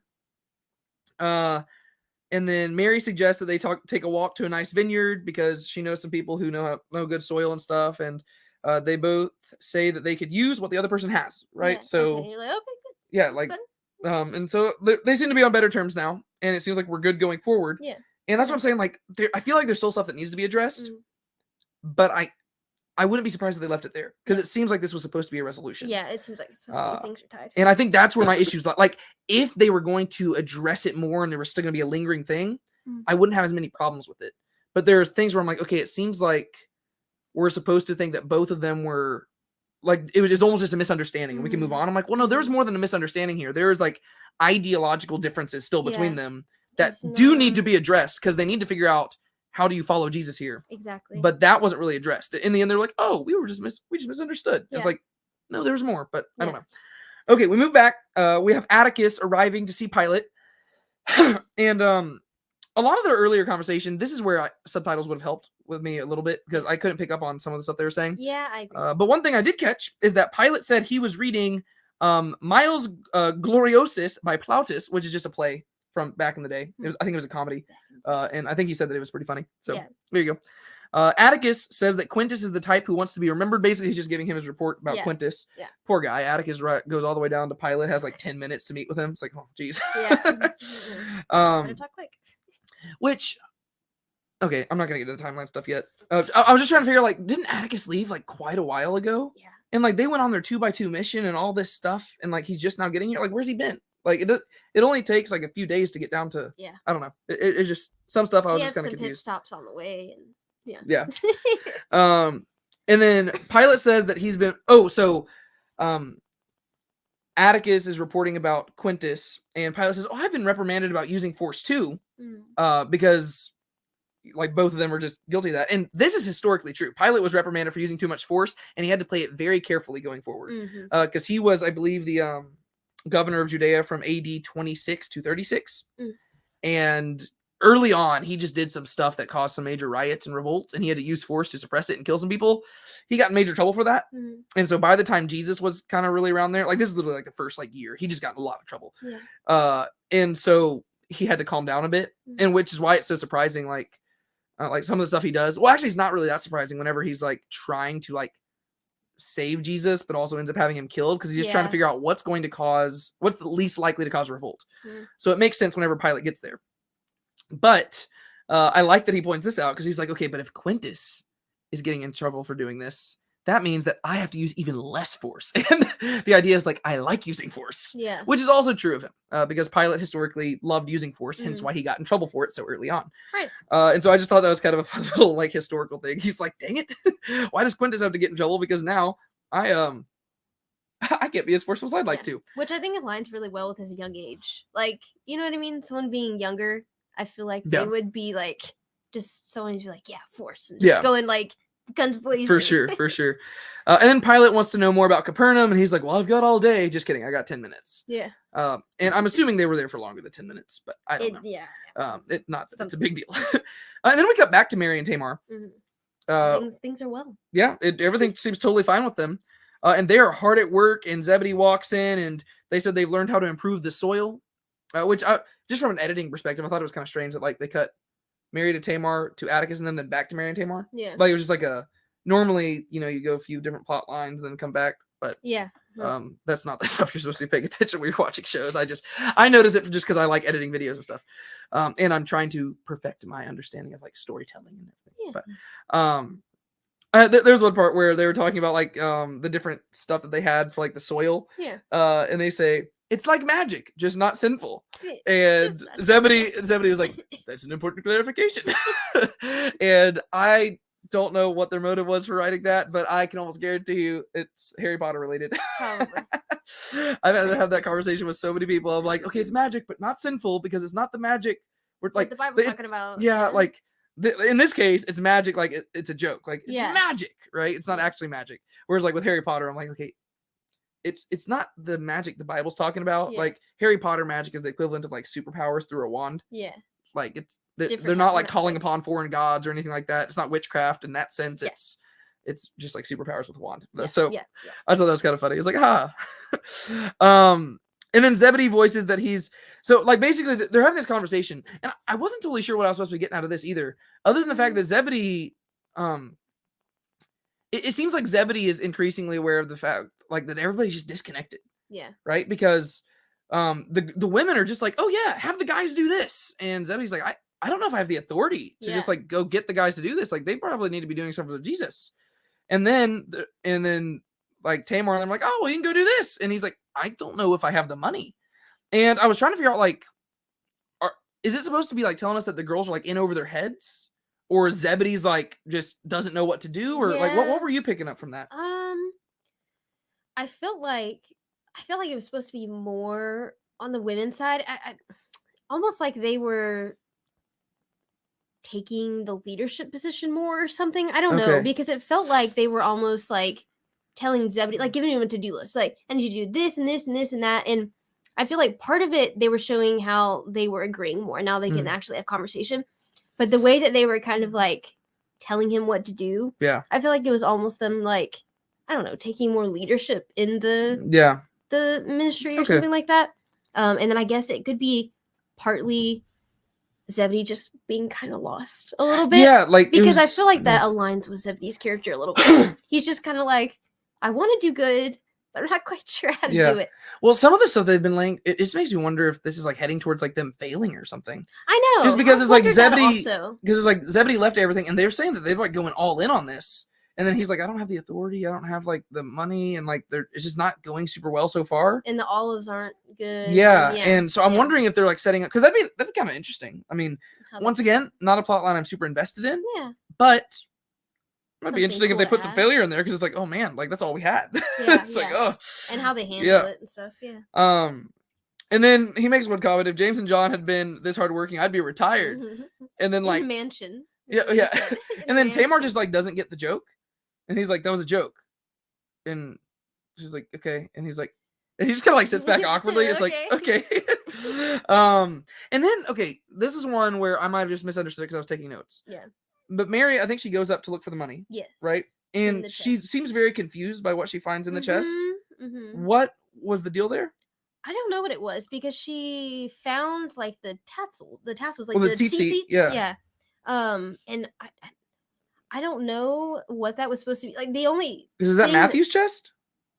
I think so. Okay, so he just has like a thing of clothes there, or well, it was just all different types of things that were in there. There was like the different like clothing garments and knick-knack things, like all types of stuff was in there. But she specifically picked up the tassels, and I didn't know. I wasn't really sure what that because I was thinking the same thing. I was like, I wonder why like she picked that up and looked at it. Because whenever she finally got the coin purse, like she looked at it for a while, looking troubled before she like closed the chest. So I don't really know what that. I couldn't really figure out. Yeah, I couldn't tell if she was just confused because she couldn't find the purse. Because then she was like, "Oh, okay," but I don't know. Like it seemed like there was something else troubling her, and I'm assuming they're gonna address it later. Yeah. And if it wasn't something else, it just seems kind of like a weird scene to like have drawn out in such a long episode. It's like, oh, let's just have her have a tough time finding the purse. I thought they were setting up something where she was gonna like open the purse and figure out that there was less money in there than she thought. Right. And I thought it was gonna be like a thing with like, oh no, Judas is already stealing money. Yeah. I was like, oh jeez. Yeah. But yeah, well, I didn't know if they were trying to like tie it back to the woman who touched Jesus's tassels or something, like because that's what she touched. But that would feel like a weird like jump back thing because I would think that the reason that she would think that is because it would be because of like the shame that they had already talked about. But it'd be weird to go back and her to be thinking that after the conversation and everything's been good. Yeah, you know what I mean. And was she even there to see that? She was in the crowd. She was? Yeah, because I remember her being in the crowd, like looking around frantically. I don't know where she was standing, but I'm sure she was there because I think he even motioned to her and stuff like that. Okay. And then because then she even sat down with the girl afterwards and talked with her. And yes. Anyways, I didn't know if it was supposed to be a callback to that and maybe a conversation behind the scenes she had with her Veronica. Yeah. I think is her name. Yeah, I have a feeling that it's something to do with something that's going to be paid off later on. In the next 2 episodes. It just seemed like one of those smaller things that like it was setting up something to be paid off in that episode and it never came back to it. I was like, okay. But and then we go back to Atticus and oh man, I've got typos here. Atticus thinks that Quintus is out of his depth with Jesus. He doesn't say Jesus' name or anything. He says the preacher. But he says that Quintus is like a little bit in over his head. And Pontius Pilate is interesting. He says that he's content where he's at, which is just interesting to me also because that seems different than the Pontius Pilate we see characterized in history and also even in the Bible, to where it does seem like he was always striving for something higher. Like even though he probably liked being, I mean, if you're in a place to be, like Israel probably wouldn't be horrible, just because it was such a desirable location in general. I mean, it was probably difficult as a Roman dealing with Jewish people, but it seems like he probably did want to get elevated somewhere else. But I thought it was interesting characterization, and I'm interested to see where they go with that. Like, I don't know if Pilate's going to come back in this season or what, or if this is just a one-off thing. But I was like, oh, that's an interesting detail. He's content. He's like, yeah, I like it here. It's like, okay, cool, man, good for you. He seems like he's a complicated character. That's what I'm seeing because like he seems cocky, but then also like content and like which lines up with scripture, right? He's complicated. I like that he says that he even likes the people because they're like riddles and stuff, and their poetry. But he's like, except Caiaphas, I just don't like that guy. Yeah, and that cracks me up because we haven't seen Caiaphas yet in the show, but we know that I'm excited to see Caiaphas because Caiaphas, he's the high priest at the time. He says that he just wants peace and he wants for the people to get their wants, which is like Rome to simmer down, basically. And that was just an interesting thing for a Roman governor to say, I thought. Yeah, but I thought so too. Yeah. And Atticus rightfully points out that sometimes peace takes war. And they kind of change the subject after that because they're like, because we don't want war happening. Yeah. And then Pilate says, okay, well, I want you to go figure out more about this preacher. And if something happens, like, I'm going to trust your counsel. And so he's like, so it seems like they're setting that up for like later on. I'll be interested to see if Atticus is going to play a part in Jesus' crucifixion or something. Mhm. Because they don't have Pilate saying that for no reason. It's not like he's going to be like, I trust your counsel, and then like he never asks him. Yeah. Like there's going to be something that he talks to Atticus about, Mhm. and it's either going to go one of two ways. Atticus is either going to side with Jesus, Yeah. and Pilate's going to not take his counsel, Mhm. or Atticus is going to side against Jesus, and Pilate's going to take his counsel. Or I guess there's even a third way where Atticus might side with Jesus, and Pilate's originally resistant towards it, and then eventually takes his counsel. Like, you know, like to where like there might be some complexity, but there's at least going to be some sort of interaction where Atticus. It almost seems like what they said there. He's going to have to play some sort of role later on. I would think. Like it just seems like that's what's setting it up there. I thought that was kind of cool. Yeah. Because now we're getting it because Atticus is just kind of this random character who we've been following, and we don't really know what their plan is with him. Yeah. But it seems like Atticus is going to play some sort of role later on, which people have had theories about and stuff. He also said another thing. He says that he understands Atticus' interest in the matter. Yeah. Which is also interesting because we still don't know what Atticus' interest is. Right? But Pilate, he says that he knows something about Atticus. He's like, I know your interest in the matter. Or I forget the exact wording. But it was like, because we don't know that yet. Like Atticus is still very much a wild card from our perspective. But Pilate's like, I know why you're interested. It's like, okay. And so he tells him to learn what he can. And then we cut to Simon and Eden. Yes. Which we do get some payoff here. Not in this scene necessarily. It actually gets worse in the scene probably. But he's sucking up via compliments, which is probably the best he can do at this point. I mean, he's honestly just like, this is great food, honey. What'd you put in it? And she's like, you've had it before. And he's like, but never as good as this. Yeah. But it pales in comparison to you. Like, he's trying so hard. I feel bad for him. Yeah. And we're going to see, like, there's a lot of things in this episode where, like, foiled up. Yeah. Later on, whenever Eden explains stuff, it's like, okay, I get where you're coming from, but also it's kind of the Tamar thing where, like, I think I'm supposed to side with you more, but I still don't quite side with you yet. Yeah. To where I still kind of stand by my original perspectives. And she's finally about to say something. Yeah. And then, of course, people knock, and it's James and John. It's like, gracious. And even Simon's like, I could wait. And like Simon is putting an effort. He's like, we can ignore them. And this time, like, it's a nice callback. Because earlier in the season, he was wanting to ignore people knocking because he was wanting some fun time. Whereas like he's wanting to ignore them now because he needs some serious time with his wife. Yeah. Like it's not that he's just wanting to go like gallivant into the bedroom. No, he's like, I can ignore them. Yeah. Like they're like he's like, you're my priority. Like that's what he's kind of communicating there. Yeah. But once again, she says no, go knock the door. Which I think this is executed better than the Mary and Tamar thing because from Eden's perspective.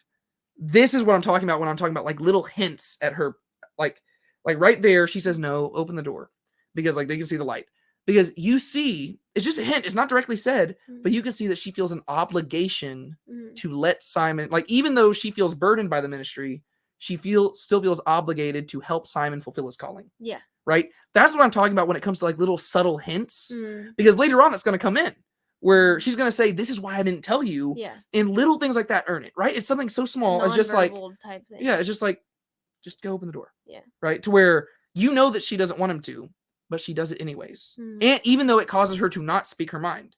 So little subtle things like that are like, so whenever she says it, you're like, okay, yes, that's what that was. Right? Whereas like in the moment, you don't know what it is, but you're like, okay, that's what that was. Yeah. So that's what I'm talking about when it comes to like storytelling. You just gotta like give little hints to where the audience is like, okay, I saw that. That explains that action.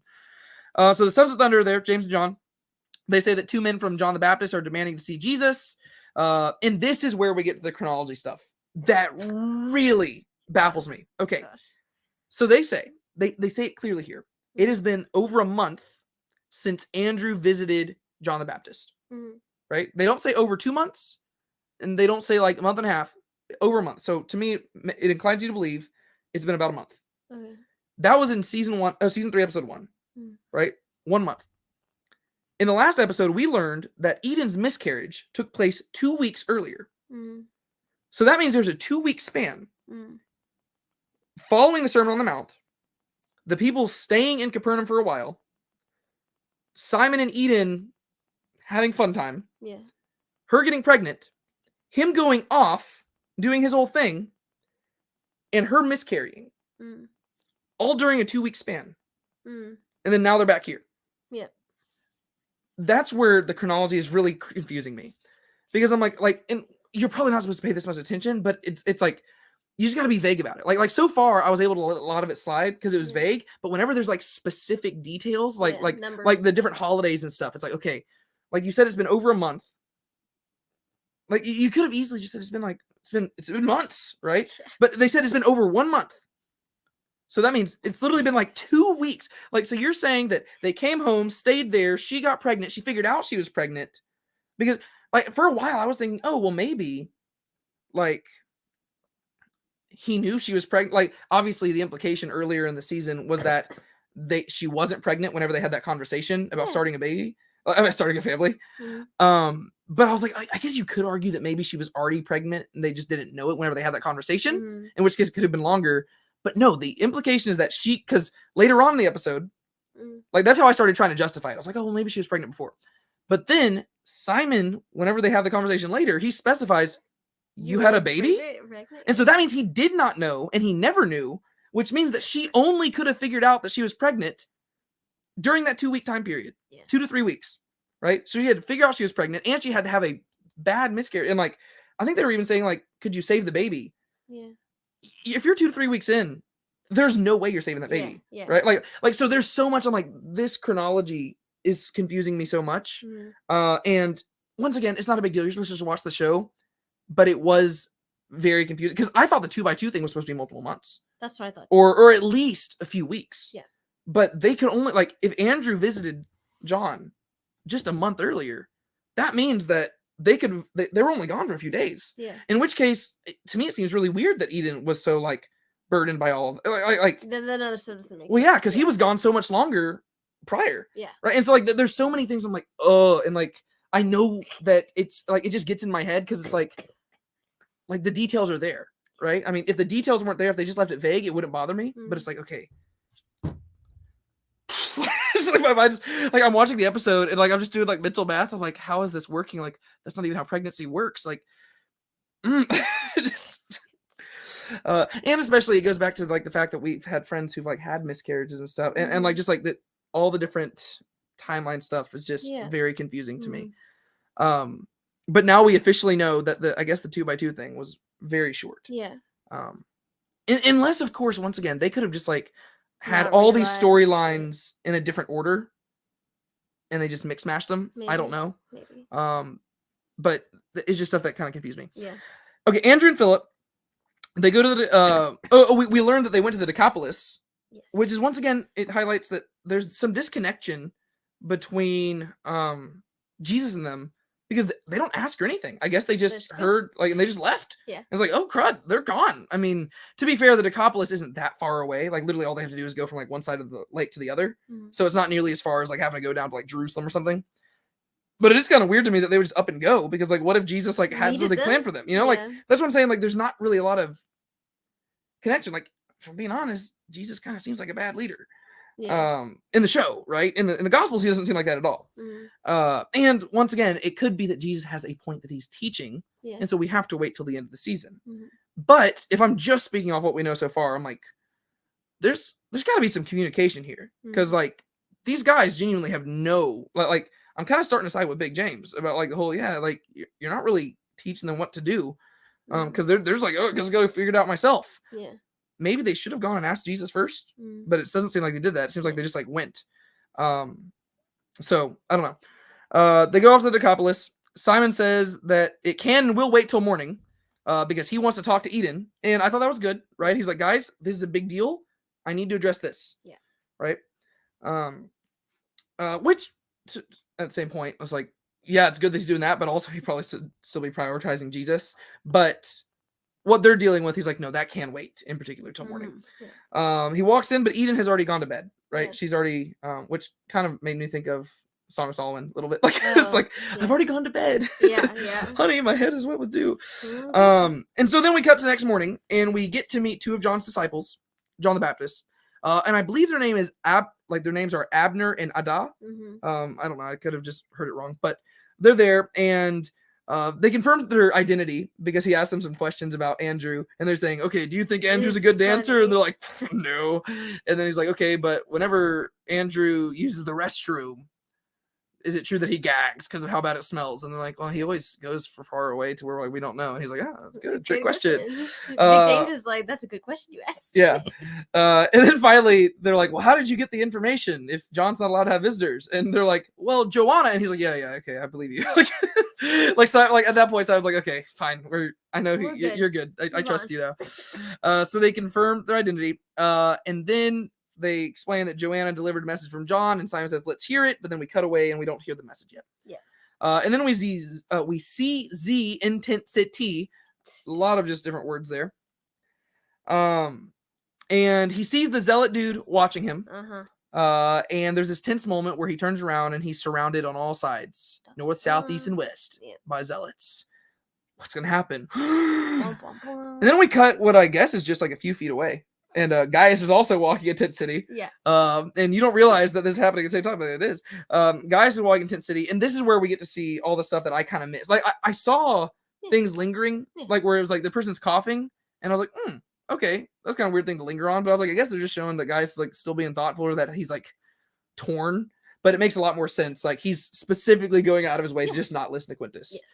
But then we have this one cool thing where you have this woman who was trying to help a guy move like their cookware. Yeah. And Gaius is like, hey, no, I got it. And I thought that was so cool. Like just I love that part. You had a Roman soldier, like, and he's actually dressed in his like soldier stuff. I know. And he actually grabs this stuff and moves it over. I thought that was cool. Yeah. That was probably like Gaius is still one of my favorite guys. Gaius is my favorite guy. Yeah, like his storyline is one that I can't even explain why I'm intrigued in some storylines and others, but I really like Gaius' storyline. Oh, I like his. Like, I just really like his. Yeah. And maybe it's because we've been with him for longer. I don't know. Yeah, maybe. Well, to be fair, we've been with Mary Magdalene a while too, but I don't know. And with Simon and Eden, but yeah. Actually, I like Simon and Eden's storyline, but what was the other one we were talking about? Oh, the Zealot one, which we're about to come back to. Yeah. Okay. Z. Okay, this is where we see the payoff of the Zealot storyline. Yeah. And I like what they did with it because it was a moment for us to really understand Z's growth. Yes. Because originally it seemed like it was just going to be like drama. I was like, okay, like this is just distracting us. But he starts praying and he like puts his hand like here. Yeah. And he's praying and then he drops to his knees. Yeah. The Zealots are like, what's going on? Yeah. What's this dude doing? Well, yeah, they're really confused. Yeah. And then he explains that he joined the order to wait for the Messiah, but now the Messiah's come. And so that's why he left the order. He's like, I was only in the order for one reason. But now the Messiah has arrived. Yeah. And the guys looking around and they see Gaius over there. They're like, there's literally a Roman soldier right there. Yeah. We're still getting taxed. If the Messiah is here, why are the Romans still in charge? Yeah. And then Z says, the kingdom of heaven is at hand. He is not what we thought. I've bet my life upon it. And this was great. And so as I wasn't invested in the Zealot storyline, I thought it was silly, but I liked the payoff. Yeah. Which to me, you can argue, like, was it worth it?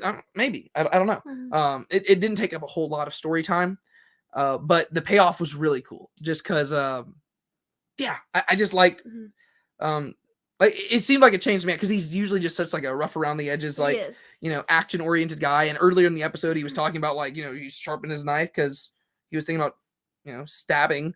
And then he had a conversation with little James, and I'm guessing that's what changed him. Yeah. And he stands like, I don't know, something about it. It felt real. Like, it's just kind of weird where he just like, guys, the kingdom of heaven's here. Like it's, and I like the message it teaches because we really haven't heard a whole lot about the kingdom of heaven. No, we haven't. In the show so far. Until like this episode, it came up multiple times and we've probably seen it. Like we've seen Jesus talking about it a few times in his teachings, but we haven't seen the disciples really wrestling through it. Whereas it seems like Simon Z in this conversation, he almost understands it better than most of the other guys, right? Like he has actually almost like really come to the understanding, like maybe it isn't just a physical kingdom, like, or maybe at least not now. And I was like, that was kind of cool. Like I kind of just liked that they had that for him. It makes me wonder what he did with his dagger. Yeah. Because remember, it was gone, and they showed the cloth with it gone. But then he opens up his thing, and he shows them that like he doesn't have anything on him, and that's whenever he says, like the kingdom is at hand. So I wonder what he did with his dagger. Matthew stole it. Plot twist. He can take Simon's advice. And so then we come back to Simon and them, and John's disciples are wanting to know how soon Jesus will respond. And Simon's like, about that question, that word, soon. And this is a funny joke, but I'm wondering how long it's going to keep going. Because Yeah. I think we have had a soon joke. Like, honestly, Many once episodes. the show is over, I'm going to have to just like go through and just do like a compilation of all the soon jokes. A soon Because joke I think that we've had a soon joke at least, and I'm not kidding, at least once every episode of this season. I wouldn't be surprised. Which it is a funny joke, and it hasn't gone past its welcome so far. But they want to keep it for all the season. Yes. Well, yeah, it's like it's the whole season. But yeah, because it's like, okay, it's a good joke, but I think we're good. Okay, so then crowds begin to get crowds begin to gather because Jesus is back, and it's kind of like almost replay of the last episode, right? Where all the crowds are gathering, and we're seeing that once again Jesus is growing in popularity to where everybody's gathering around him. And Jesus is going around and healing, and this is actually where I wrote in my notes that he seems kind of disconnected from his followers, which I've already kind of addressed so far. But I think the main reason it stuck out to me here is because this is the second episode in a row where the crowds have found Jesus before his disciples found him. Yes. And the crowds are more in the know of what Jesus is doing than the disciples are.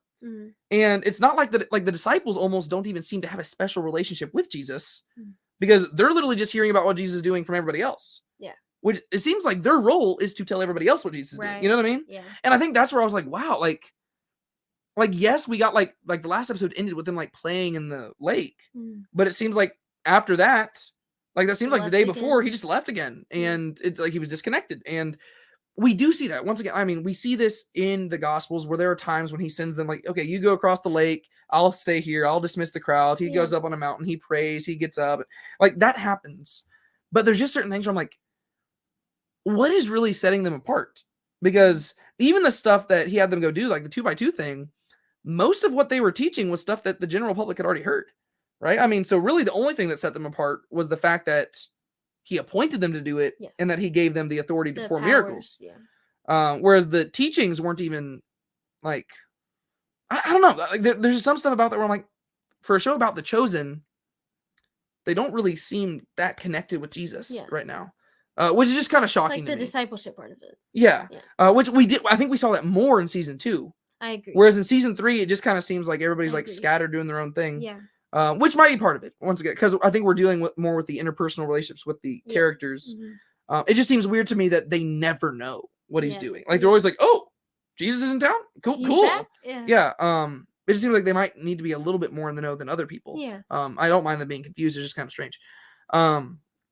So he gives a blind boy sight, and we see Barnaby is troubled by this, or he's at least thoughtful, right? Like it's kind of hard to read his emotions, and I thought that was cool. Like, because Barnaby, he's usually like the comic relief. Yes. But I like that this is the first time where we've seen him more just like serious, and he's like more reflective. Yeah. Than what we usually. Yeah. And then Simon says, "Oh, he'll go get John's question answered." And then we cut to Jesus giving a mute man speech, and I like that they depicted this. I guess I'd never really just even pictured what it would be like to give a mute man speech. Yeah. Especially because like the way they depicted this guy is he was mute from birth. Right. Right. It wasn't like a guy who'd lost his voice or something. Like he was mute from birth. And he's like, I've never spoken. And I was like, that would be wild. I mean, same thing with sight, but I was surprised that he was able to articulate speak words. Yeah. I was expecting him to fumble over stuff a little bit more than what he actually did, but it was cool. Yeah, that was just kind of wild. Jesus says, "What do you?" What's the first thing? Jesus says, "What's the first thing you want to say?" And he starts saying, "Blessed are you, Lord, our God, King of the universe," which is like the prayer that people say, but he's reciting it to Jesus. Yeah, holding on to him.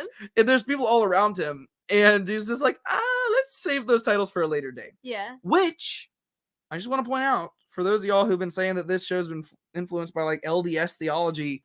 Jesus is asserting that he's God here, right? He's not denying that the guy's claims are true. He says, let's save those for later. Now's not the time. Right? So he's saying, like he's agreeing. He's like, yes, like you will call me that later. Just let's save it. Time is not. And so I just want to point out that's like probably the clearest articulation of him being God so far. I think so. I mean, there's been places where he has said, I am that I am. He has done stuff like that in the show, but this guy literally just said, you're God. And he's like, yeah, but let's save that for later. Yeah. I mean, this guy just took the privilege from Thomas, because in the Gospels, Thomas is the first one to say, "You're God." He says, "My Lord and my God." Yeah. In John chapter 20, but this guy stole it from him. So there you go. And then now we have John the Baptist's disciples. They approach. Jesus recognizes one of them from his baptism, which is cool. We finally get baptism being mentioned again. Yeah. I've been surprised that we haven't seen baptism in the show. I know. Just because it was such a big deal in both John the Baptist and Jesus' ministry, and we just haven't seen any of it. Yeah. And it was good to just kind of like have that mentioned. It's like, yeah, he was there, and that's kind of cool. Yeah. The disciples want to ask Jesus something in private, but Jesus says, it's fine. This'll do. Because Jesus he's basically setting up a show here. And he asked the people about John. And he says, like, what did y'all think about him and stuff like that? And some people are like, oh, we liked him. And he says, okay, well, let's welcome his disciples. Yeah. Because he says, some of y'all rejected him, but we're all going to welcome the disciples. And they're like, okay. Yeah. And then he really sets the disciples up for a really awkward situation. Like John the Baptist. He's like, it would be very helpful and instructive to hear from John the Baptist in such a difficult situation. And so you're expecting John the Baptist to like say like something like, Jesus, I'm suffering, but I love you so much, and I'm just so glad that you're being, like you're expecting something really amazing, Right. But he's setting them up to voice the doubt.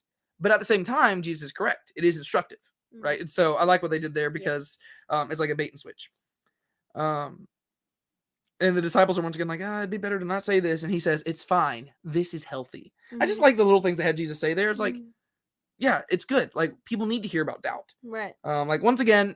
It's still a message mainly trying to teach like life application, but I think this works more because it's in service of the story, right? Like I think it flows more naturally, because it's saying it's okay to voice doubt. So they asked John's question, are you the one who is to come, or should we look for another? And Jesus says, repeat that last part for me. And they said, should we look for another? And so Jesus, like this is where once again, some of it is. It's primarily to explain it to us, the audience, but it's in service of the story, and so it's totally fine. Yeah. He turns and he's like, so, John the Baptist, the very one who proclaimed me, and the one who paved the way for me, and the one who called me the Messiah, he's voicing his doubts. How should we respond? Like, he just kind of lays it out there, and you're like, okay, I see what you're doing there. But this is probably very likely what Jesus could have done. And they say that they've heard about his message in Nazareth, specifically the one that he preached regarding freeing the captives and giving them liberty and everything. Also, there's one place where they said, Jesus of Nazareth. He's like, I'm surprised you called me that because I'm not going back to Nazareth in this life. It's like, ooh, yikes. And Jesus explains that liberty to captives can refer to more than just inmates. He says that he has something revolutionary in mind, but not what they're looking for or what they're thinking. And this is where Yusuf says, careful. I kind of like that. I like we have Yusuf and Jairus in this scene. Like they didn't need to be there, because they really don't have anything to do. But I like that they were there. I thought that was cool. And then Jesus gives his response, and he says, tell John what you hear and see. The blind receive sight, the mute speak, the lame walk. And so he starts listing the stuff out. And basically he's just saying, like, that's what the prophets said would happen. So go tell him that I am who I am. And this is where the Pharisee raised his voice in anger, and he calls Jesus a sorcerer. And this is great because Jesus said, well, didn't you see what happened in the like in Jairus' daughter's like with Jairus' daughter? And he's like, no, I didn't see what happened. I saw that you called me a fool, and I'm a holy man. And so the Pharisees getting really upset. And then Jesus says, oh, by the way, add raise the dead to the list. Which is so hilarious. Like, he flexes on him. Well, and I like how they incorporated that. Because in the Gospels, those accounts are in different locations, right? But they took the Jairus story and put it in there because if you go back to like the Old Testament prophecy that Jesus is quoting, it doesn't mention raising the dead. And so to me, whenever he responds, Jesus is actually doing something very clever, and he's not mentioning, whenever he says what he's doing, he doesn't mention anything about freeing the captives, but he does mention raising the dead. So it's almost like a subtle response where he's saying, John, you're going to die in prison, but don't worry, I'm in the resurrection business. But it'd be a little bit too much to explain all that in just the episode. It'd be kind of weird. Because they'd have to be like, oh, wow, you quoted this book, but you left this out. So I can see why they didn't do that. But what they did was cool. It's like they took the Jairus story and they used that as the reason why he threw it in there. That's neat. It's like, he just resurrected somebody. He's like, oh, by the way, not only do I do what the prophet said I would do, I've done even more. I've raised something. I was like, so I did like that. And he specifically does that to counter the Pharisee. And that's very in line with Jesus' character. So I thought that was cool. Let's see. Nathaniel said that so he asked anybody, did that sound like a rebuke? And Nathaniel was like, I thought it sounded like a rebuke. And basically Jesus is going to say, like, no, it wasn't a rebuke. I was just...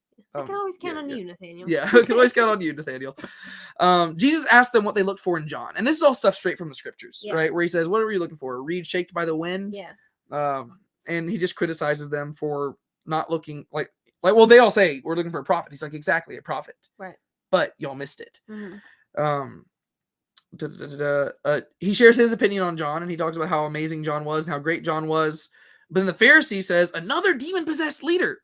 And I was wondering if this was supposed to be an allusion to like the whole blasphemy against the Holy Spirit thing. Because the Pharisee got close to it. They never, like, they might adapt it later on. But at the very least, we have this guy claiming that Jesus is demon-possessed because he calls John the Baptist another demon-possessed leader. And we do have the interaction with the Jewish leaders and Jesus where they say, you're demon-possessed and you're possessed by Beelzebul. And Jesus says, you know, by the prince of demons, I cast out demons. Like, what are you talking about? Like, that's stupid. And he says, all sins will be forgiven men, but not blasphemy against the Holy Spirit. And they might adapt that later on. They might be saying the groundwork's for it, but I wouldn't be surprised. Like, they might have just included those little lines to suggest, like, oh yeah, that's what people are thinking at this time. Yeah. They're just accusing Jesus of being demon possessed also. And he calls John the Baptist demon possessed. And Jesus is silent. And they're like, what do you have to say against that? And Simon, of course, Simon always speaks. I think his silence speaks louder than words. It's like, his silence says enough. Yeah. And I don't know. It seemed like Jesus was kind of annoyed by Simon speaking. I could have been misreading that. Yeah. I think his annoyance was directed at the Pharisee. Yeah. But I just thought it was hilarious. And so I like to think it was, he was like, Simon, what the heck? But then he announces that none are greater than John the Baptist except in the kingdom of God, where actually John the Baptist is the least. And he says, and John would agree with me. It's like, this is good stuff. And then he says, but so many people are missing his point. And then he looks the Pharisee dead in the eyes and says, don't miss it. Which I wouldn't be surprised if they turn that into some sort of merch item. I would like just don't miss it. Don't miss that, it. Like that's because it's very quotable. Like that's more quotable than some of the other ones. Like they just did the ones called like look up and stuff. Like to me, don't miss it. That's almost just as good as like get used to different. Well, I feel like it'd be a good conversation starter. Well, exactly. Too. It's like don't miss what. Yeah, because like get used to different or come and see. Like those are really good ones. Yeah. Don't miss it. I feel like that's also a really good one. I think so. Because like don't miss what? The gospel. Yeah. Like don't miss your Let me chance. tell you Like that's about good. it. Like Yeah. I really like that. Yeah. So he looks at the Pharisee, don't miss it. He addresses those who reject both him and John. And this is where he, once again, quoting scripture, he says, you know, John's coming over here fasting and denying himself all this stuff, and you say that he's this, and then I come over here and I'm partying and doing all this stuff, and you call me a drunkard. Yeah. He's like, I can't satisfy you people. Yeah. You guys are horrible. Once again, all from scripture. He rebukes the Pharisees for their opinions on them. And he says, it doesn't matter what's put in front of you, you'd reject it. Wisdom is justified by its works. It doesn't matter if you have knowledge in here. It's the actions that flow forth from that knowledge and from that wisdom that matter. And you're rejecting me. And then the Pharisee, like you can tell he's getting really mad and he's about to say something. And this is where Jairus cuts in and he's like, oh, anyways, guys, by the way, Quintus put a limit on the size of the crowds and counting. It looks like we got too many and the sun's about to go down. So you might need to disperse. What did you think about him interrupting there? I think he was probably feeding off of what the Pharisee, like he could feed off of like his energy and how angry he was, and he was probably trying to dissipate the situation because we've seen Jairus's kind of conversion, his belief, and that like build up of that between him and Jesus, and then him healing his daughter and all of that. And so I think that was his way of like supporting Jesus. Like, I got you. Don't worry. Let me like use the power that I have of being, you know, like part of the Pharisees and like use that as a way to support you. Like, don't worry. Like I think I was probably I always read too deeply into things, but I was kind of like I thought that's what he's trying to do. Yeah. But at the same time, I was kind of like, well, hey man, like you're not the one in charge here. Like Jesus is the one who's supposed to end this. Like whenever Jesus is ready for the conversation to end, it's gonna end. Yeah. So I don't think we're supposed to think that deeply about it. I think it's just supposed to be Jairus coming to save the day. Yeah. But to me, I was kind of like, hey, like don't interrupt Jesus. Like I was ready to see him roast some more Pharisees. Yeah. We're having Pharisee for dinner tonight. But yeah, so Jairus interrupts. I still love Jairus though. Jairus and Gaius, Those are my two favorite from this They're season for awesome. sure. Yeah. And then Gaius, speaking of him, he actually reinforces it, and he's like, "I agree." Yeah. And then even whenever the Pharisee's still standing there, he's like, "I said leave." Yeah. And I was like, he, "Let's pulled go, his sword Gaius." out. Yeah. Oh yeah, he did pull the sword out. I was like, oh man, guys, Jeez. he means business. Yeah. And then we cut back to Barnaby, and he's still thinking. Yeah. And it's like, ooh, what's going on here? Interesting. And then then Z goes, he talks to the zealots. And I like this. I don't think we know what the main zealot's name is. I don't know if they've given him a name or anything. Think so. They might have in this episode, but I didn't remember. hear it. But you see that they're all kind of just confused and they don't really know what to think. But the main one who's been watching for a while, he's the most confused of them. Yeah. Also, okay, once again, the chronology stuff. Oh gosh. So, what did the zealots do whenever they went on their 2x2 mission? You know, like it's almost like the storylines had to be like take the plot lines from the back half of the season, like move them to the front, and then have the 2x2 thing later on. The chronology would almost make more sense, like for them to all be together. Because I'm like, because we know that the zealot was there in the early seasons before they went on their 2x2 thing. So did the zealots just like chill out in Tent City while they were gone? I mean, to be fair, they were only gone 2 weeks. Guess. They were gone for less than 2 weeks, I guess. But the implication was that they were gone for longer. Maybe. I don't know. Sure. Okay. Like, or did they follow them? I don't know. There's so much I got questions about. And so they understand very little. And one of the guys is being like, "Oh yeah, this is stupid." But then the main dude who's been following Z, he turns and says, "Are you blind?" Like, I love that. Yeah. Because he's like, you would have to be blind to not realize that something is going on here. Yeah, we literally just saw it with our own two eyes. And I loved that. Like, I loved how visibly shaken this guy was. Yeah. Because so far we've seen him just like smugly, like, very stoically. Yeah. Whereas now he's like shaken up and he's like, I don't know what to do with this. But you'd have to be blind to recognize that this dude, like, he's the real deal. Yeah. And then I like this too. Z asked him to join them. And I was really hoping that the guy was going to introduce himself as like Matthias or something, like his name was going to be like a something that we know about from scripture. And I was like, oh, this is just going to be another dude like, you know, who travels around, but it wasn't. I mean, it still could be, but he asked him to join, but the guy denies and he says, but I will go back to the order and I'll tell them the truth. Simon Z is dead, which I thought was good. He didn't say Simon Z though. He said like, I don't know, like something I didn't understand. It almost sounded like he said Simon Zacchaeus. But I'm assuming that it was Simon Zelotes. Oh, that's what I'm assuming because that would be Simon Zealot. Yeah. But it didn't sound like that. Whenever I heard it, it sounded like Simon Zacchaeus. And I was like, don't tell me he's going to be related to Zacchaeus as well. Like, I thought the Z was for Zealot. But I'm imagining it's Zelotes and I just misheard it. Yeah. But I'll rewatch all this and, you know, I'll rewatch this episode very soon to let you know. Okay, so then Big James, he says that they need to take Jesus to a new place. I'm presuming just because of how crowded it's getting. And he's like, we just need to start traveling because Capernaum. Crowds follow. Yeah.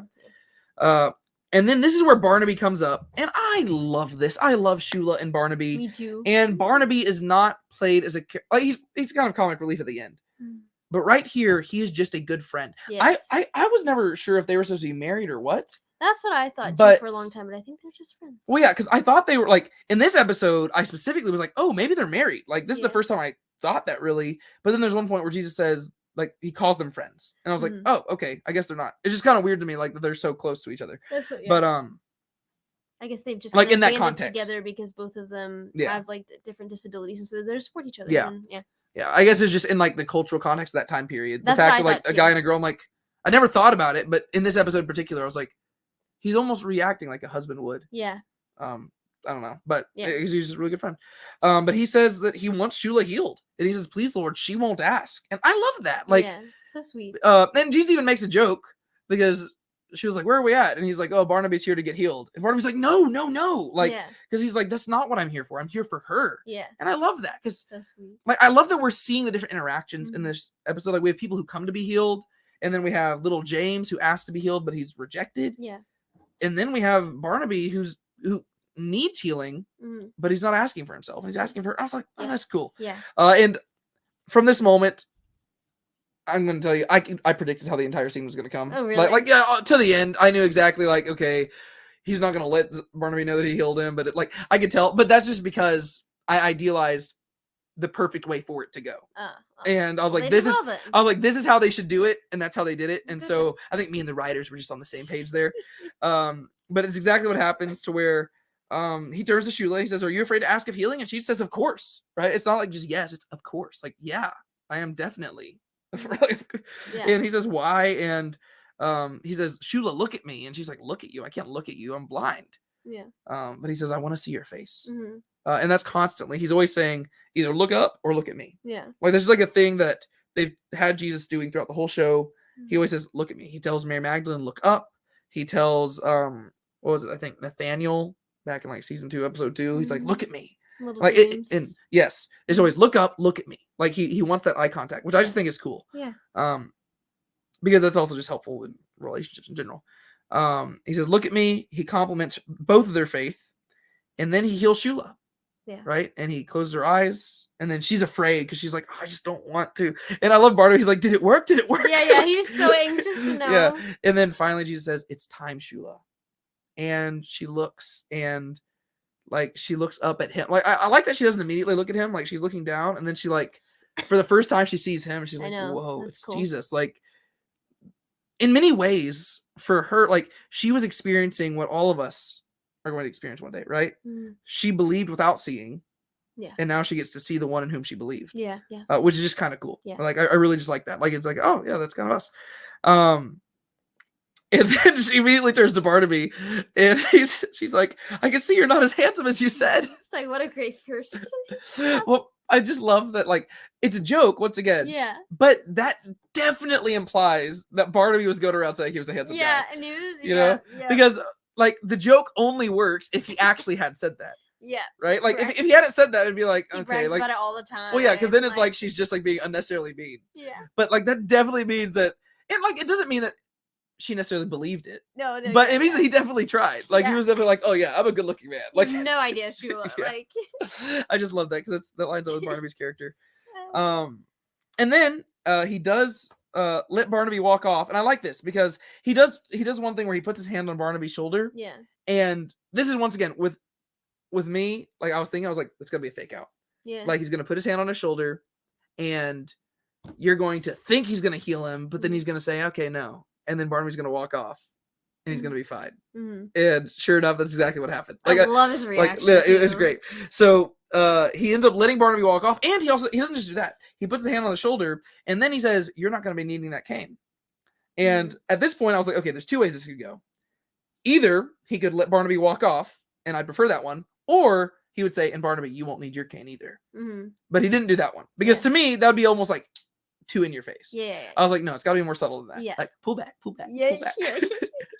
And so Barnaby walks off, and then Jesus just, like, stands there and smiles, and Barnaby's like, "What?" And Jesus is like, "There it is." Yeah. Which I'm trying to remember what scene.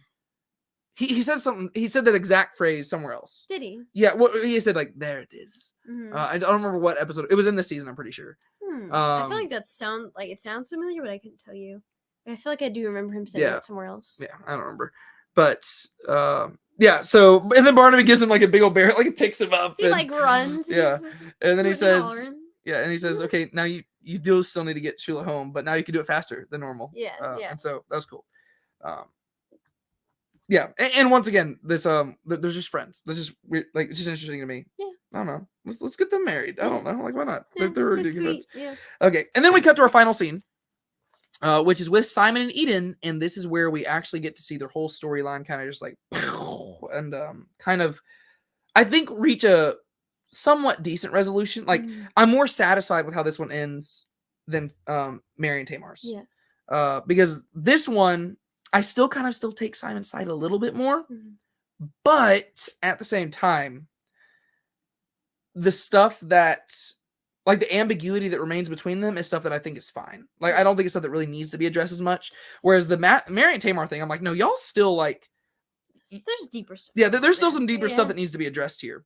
Whereas Simon and Eden, I'm like, okay, you said what you needed to say, but really that's all that need. Like, really the only thing they were lacking was the communication. Yeah. Whereas Mary and Tamar are genuinely, like they're at ideological differences that they have not yet concluded. What's the issue? Whereas Simon and Eden, it was just about getting it out there. Right. And so, yeah. So Simon rushes in while Eden's washing her hair, and he's obviously excited about everything he saw. He's like, "Oh my gosh, like I gotta tell you everything." And then Eden is finally just overwhelmed, and she says, "I lost the baby." And this is where my chronological self was thinking, oh, maybe he already knew about the baby. Yeah. And that was just a really weird conversation they had earlier. Yeah. You know, like whenever they were talking about like, let's have a baby. Like, I was like, oh, maybe he already knew that she was pregnant then or something. Like, I was just trying to justify the 2 weeks thing. Yeah. But then he's like, you were pregnant? And I'm like, no, that doesn't work. Okay. Never mind. So, turns out that they, yeah. So, he didn't know they were with child. And then she says she didn't tell him because she didn't want to distract him or make him regret following Jesus. Yeah. And this is cool because, like I mentioned, there was a hint at this earlier. Whenever they knock on the door, like whenever James and John knock on the door, and Simon's like, "No, I want to focus on you," and she says, "No, go open it." So that hint was there. Yeah. I like that. Yeah. Because, like, okay, at least in this episode, we got a hint at it. Yeah.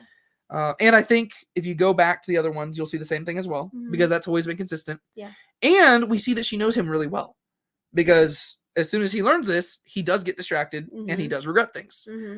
I'm not sure if I buy that with his character. The distracted thing, for sure. The regret thing, I'm not sure about that one.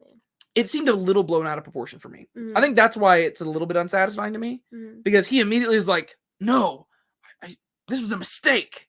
And then, like, in the next episode, like, what they've shown in the trailers, like, he's like, I think this whole thing was a mistake. I think, like, and I'm like, that's a bit extreme. Yeah. Like, I feel like early on, Simon, that could have happened, but I think he's grown too much for him to go back. I mean, if we were talking like season 1, I think Simon would react in that way. But being in season 3, I think he's grown too much and seen so many different things that I don't think he would react that way. Yeah, because that was the one thing that was just kind of like weird to me, because it shows that she knows him well. Yeah. But it just didn't feel as real. Like, to me, it almost seemed over dramatic in how he responds. Because I'm like, why would? Because I don't even necessarily see the correlation between those. Yeah. Like, I don't even see, like, why would you regret? Well, I guess just like regret like the impact it's having on your family. Yes. But I mean, like, even if you hadn't followed Jesus, like, it wouldn't have changed the fact that y'all miscarried. Yeah. Like, it only affects the fact that you weren't there for that. Yeah. But like, y'all had been married for a long time and hadn't been going to have a baby prior to that. You know, like, there's just so many things. I'm like, I'm not sure the association for why he would regret following Jesus. But I think he's also just thinking emotionally, right? He's not thinking logically here. Yeah. I'm thinking too logically here. So he didn't know they were with child. She didn't want to tell him because she didn't want to distract him or make him regret things. And then, like, she's kind of getting upset with him a little bit. And he's like, do I not have the right to grieve my own child? And I'm like, yeah, it's a fair point. Like, you just threw this at him and he didn't even know what was going on. Yeah. And you've been grieving over this for a few weeks. And he's getting this long, like, he has been trying to figure out what he did wrong. Right. He thought it was just him the whole time. And now he's learning that he had a baby. Like, he brought somebody into the world and he missed out on the joy of that. And he had to jump straight to the grief of it. And at the same time, he's realizing that that's what's been troubling you. Like he's got so much going on. And she's like getting mad at him. I'm like, whoa, like, this dude is going through a ringer right now. Like, he's having so much to process. Like, his entire worldview is just getting like totally changed. And she's like, what are you getting? Like, this is why I didn't want to tell you. I'm like that almost didn't feel like Eden to me. I'm like, Eden, like, I get that you're emotional right now, but like usually she's a little more level-headed. We're like, it's like, you wouldn't tell him that because you thought that he would get upset. Well, yeah. I mean, this dude, like, get upset if he didn't, because he's not upset at her. I don't think he's upset at the situation. It was kind of like what we were talking about last week. Like, he's not mad at her. It's like he wanted to be there with her through it, and he's also learning, like, well, dang, like, he never even he was a father without even knowing it. Right? Like, he had a baby and he lost that baby while he was gone. So he does feel guilt over that. He feels guilt over not being there, and he feels the grief of losing it, and he feels the grief over, like, knowing that his wife is suffering. Like, he's got so much going on. All at once. And then she's like, this is why I didn't want to tell you. I'm like, so what? You were just going to hide it from him? Like, it's like, I kind of get where she's coming from. It just doesn't necessarily seem like how Eden would respond. Yeah. Because, like, it seems like Eden right here would recognize, well, yeah, this is a legit response. And especially since she's been so silent, it seems like she would have prepared herself for that response. I think that she is. I think she's just really emotional with everything that's going on. I think there's a lot of different factors that are coming from a lot of different directions, and I think she's like acting on emotions, and I think that's why it's not really necessarily like her that we've seen before. Yeah, because I think she's just not herself. Yeah. Well, I think the reason why it's difficult for me is because even in her emotional state, she's voiced how thoughtful she is about him. Oh, right. yeah, And yeah. that's why it's like they're doing both. Yeah. Where it's like she's being thoughtful about him, but she's not being thoughtful about him Mhm. because she's like thinking about the impact it'll have on his ministry, but she's not thinking about the impact it's having on him personally. Right. Yeah. You know, it's like she's almost just thinking about Jesus and not about her husband. Yeah. Which is Right. not good. Yeah. Like it's like she's thinking, oh yeah, I don't want it to distract you from Jesus. But she never actually took the moment to think like the personal impact it would have on him. Yeah. Because yeah, like that's the thing where it's like difficult because it's like she seemed very level-headed about it. Like she was holding back out of selfless reasons. Mm. It seems like she would have just been like prepared, like, hey, this is gonna be difficult for him. Mm-hmm. And then he explains that he's not mad at her, he's mad because he didn't know. Yeah. And it frustrates him. And then she says that the reason she was mad at him was because of what he didn't do. He didn't ask how she was. And I get that, but like, he also didn't know. Yeah, and to his point, he says like, "What am I supposed to do? Read your mind?" Yeah. Which I think is something that guys say a lot to women in arguments because I think it comes back to that a lot because I think women expect guys to be more subtle than we are. We're just not. We're very simple creatures, and women are just much more advanced conversationally and socially than we guys are. And we're like, I can't read your mind. Just tell me. Like, because he was, I mean, all because he didn't ask how she was doing didn't mean that he didn't want to know. Didn't care. Yeah. He'd gotten back from this super exciting thing and he had so much to share and he was tired. And whenever you're tired, you're not typically, I mean, I'm not trying to justify it. I'm just saying like, I get where he's coming from. Yeah. And I understand like that she was emotional. So she would like, it goes back to the nuance. Like they both have good points and they're both wrong at the same time. So it's not like a black and white thing. I like that. Yeah. But this is why I'm saying I still land on Simon's side a little bit. Cause it's like, okay, I get it. But like, to be fair, I mean, even if she hadn't asked him how his time had been, I can guarantee you, he probably would have just started saying it. So you could have done the same thing. Yeah. Like all because his was a positive experience and yours was a negative. You really can't blame him for not directly asking. Because yes, you should ask, but you did say go take a nap, and he was probably like, if I take a nap, I'll be more ready to have a better conversation. Yeah. And he wasn't anticipating how busy things were going to be, because once again, he's disconnected, and Jesus has not told him anything of what's going on. Yeah. So I'm like, I see both sides. Yeah. She admits that she wasn't always right, and she starts crying. So once again, good thing in this episode, both sides are admitting we're not correct all the time. Yeah. That's good. And he says that he can tell that she wishes that he wasn't on the mission. And she says, don't put those words in my mouth. But at the same time, you can tell that she is thinking that. Yeah. She just like, she's in denial. Yeah. Right. It's not just a river in Egypt. And then he also says that he's beginning to regret this, which is exactly what she thought. But once again, I don't know how consistent that is with Simon's character now. Yeah. Because I don't know. Like, that seemed like a big jump to where, like, I guess he's just very emotional, but he's like, no, this was a big, like, I shouldn't have ever done this. I regret it all. I'm like, slow down, man. I mean, like, you literally have, mainly just because, once again, it isn't season 1 Simon. Like, season 1 Simon, I totally see this. And yes, Simon's an impulsive person, but the character development we've seen throughout this season, it almost seems like it was just like thrown away for a brief second here, and it's going to come back, right? Yeah. They've got something planned here, right? It's not like they're going to leave him in this spot. It just felt weird to me for him to immediately go like, I regret following Jesus. Yeah. And he didn't explicitly say those words, but that was kind of the implication of what he was saying. Yeah. And I was like, you've seen so much. Yeah. Like, I get that you're going through something difficult, but like, you have done miracles. Yes, like you yourself have performed miracles. Like you have done crazy things. Like it just seems like he immediately forgot all the other stuff, which is kind of weird. Yeah. And then he like kind of wants to talk to Jesus about it, and she says it's not his problem, and he says he's the Messiah. If it's not his problem, whose is it? Yeah. Which I thought was a good response. I was like, okay, so he's at least still in the right mindset-ish about some things. Yeah. And then he falls to the ground, and this is where finally I think that like I like how it ends off here. Because he is on the ground, and you can tell that it's almost like he's kind of having a panic attack almost, but not quite to that level. He's just like breathing, and it's like, just thinking about It's a everything. lot. Yeah. And then she kneels down and comforts him. And I thought that was good because, like, they didn't get all the resolution, but I think it was a satisfying resolution for this storyline. Yeah. And Peter, like Simon, still has a lot to work through, and we're going to see that in episode 7 and 8. Mhm. But for their tension that we've had here, I think this was actually a very satisfying part where I agree. he's kind of shocked. He's like, wow, who would have thought that she's the one comforting him Yeah. in all this? But I think in a way that'll help her grieve, right? Rather than it just being like she's been so inwardly focused. Yeah. She's finally taking care of him. Yeah. And she's getting to be there for him, and so she's getting to grieve through helping him grieve. Yeah. Yeah. And she also just doesn't have all the answers, and then it just cuts to black. Yeah. And that's the end of the episode. There we go. And so, yeah, that was a long discussion. It was. I'm tired. Me too. But yeah, so there was episode 6. Long discussion tonight. And real quick, let's just go through here and let's just find some of like the longest comments we got here. Like the stuff just like a lot of meat to them. I just want to click through a few of them just to see what people are saying. The opening was getting into parts of scripture about Pilate's wife dreaming about Jesus the night before his crucifixion. Yes, I think that's what it was getting at. And I think that they're laying some good groundwork there.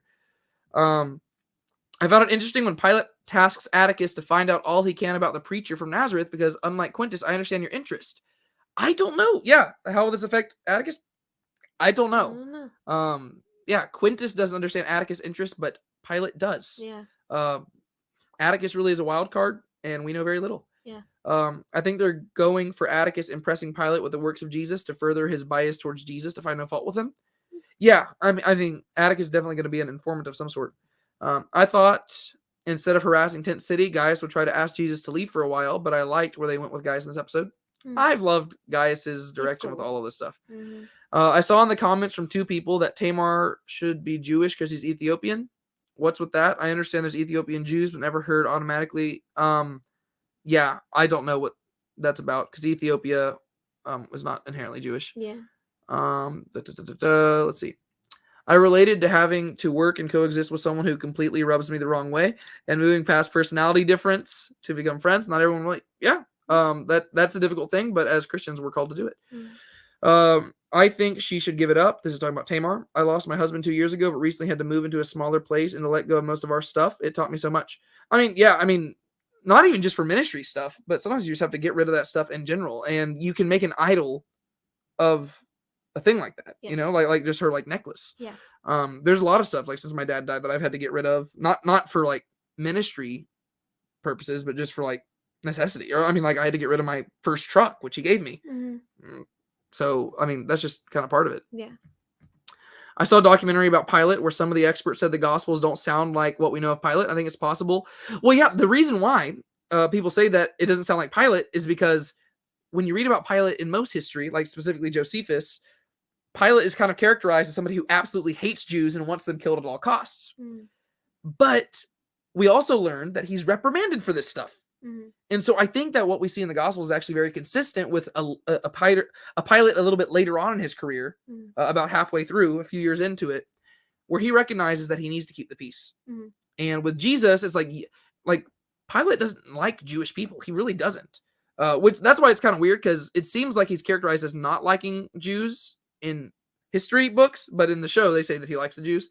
Historically, he doesn't seem to like them at all. He seems to really be like kind of racist towards them and doesn't like them. Yeah. But he does like Jesus, which is just kind of cool. Or at the very least, he doesn't want to cause trouble. Yeah. Matthew may have cut off his seat in the past. I think that's maybe what Mary found. I think there will be an emotional scene where Matthew puts them on. That could be what's going on there. Yeah, I didn't think about that.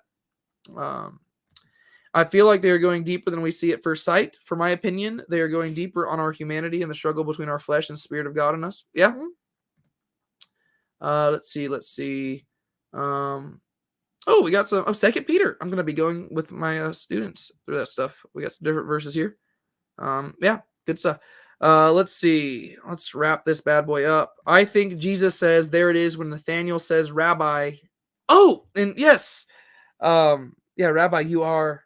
Like in season 2, episode 2, whenever Nathanael meets him, he says, Rabbi. He says, there it is. Yeah. I like those little things. Yeah. The consistencies. I have skipped all the sneak peeks this season to avoid spoilers, except this time I watched it since it'll be a few weeks until it airs anyway. Yeah, we got some time. Maybe I'll be able to actually catch up on some of my other videos I was wanting to do for this and stuff. Yeah. But yeah, okay, cool. Let me get rid of this spoiler thing. 2.5 hours. Oh. Thank you for sticking around. Thank you. 45 people that are still here. That's Yeah. crazy. It's wild. It's 11 o'clock where we're at. I don't know how late it is where you're at, but I'm exhausted. Me She too. needs to get home. She drives like 30 minutes to get home. And yeah, thank you for joining me for this. Yeah, absolutely. Just so gracious to be constantly just giving people joy with your presence. Do you have anything else you want to add about this episode before we wrap this up? I don't think so. Okay, cool. Well, guys, we're going to wrap this up tonight. Thank you so much for joining us. Really appreciate having y'all here. Be sure to keep a smile on your face. Don't let anybody steal your joy. And if you haven't subscribed to the channel, be sure to do that, because I was looking at like the analytics, and I think it says like 30% of the people who watch my videos are subscribed. Oh, wow. Let's bump that up. Like, You come should on. Like, subscribe. you should subscribe. And also, over the course of the next week, hopefully, I will get out my episode breakdown and my Is It Biblical? I try to get those out on Mondays and Wednesdays. If I'm a little bit behind, bear with me. Yeah. I'll get them out as soon as I can. Mhm.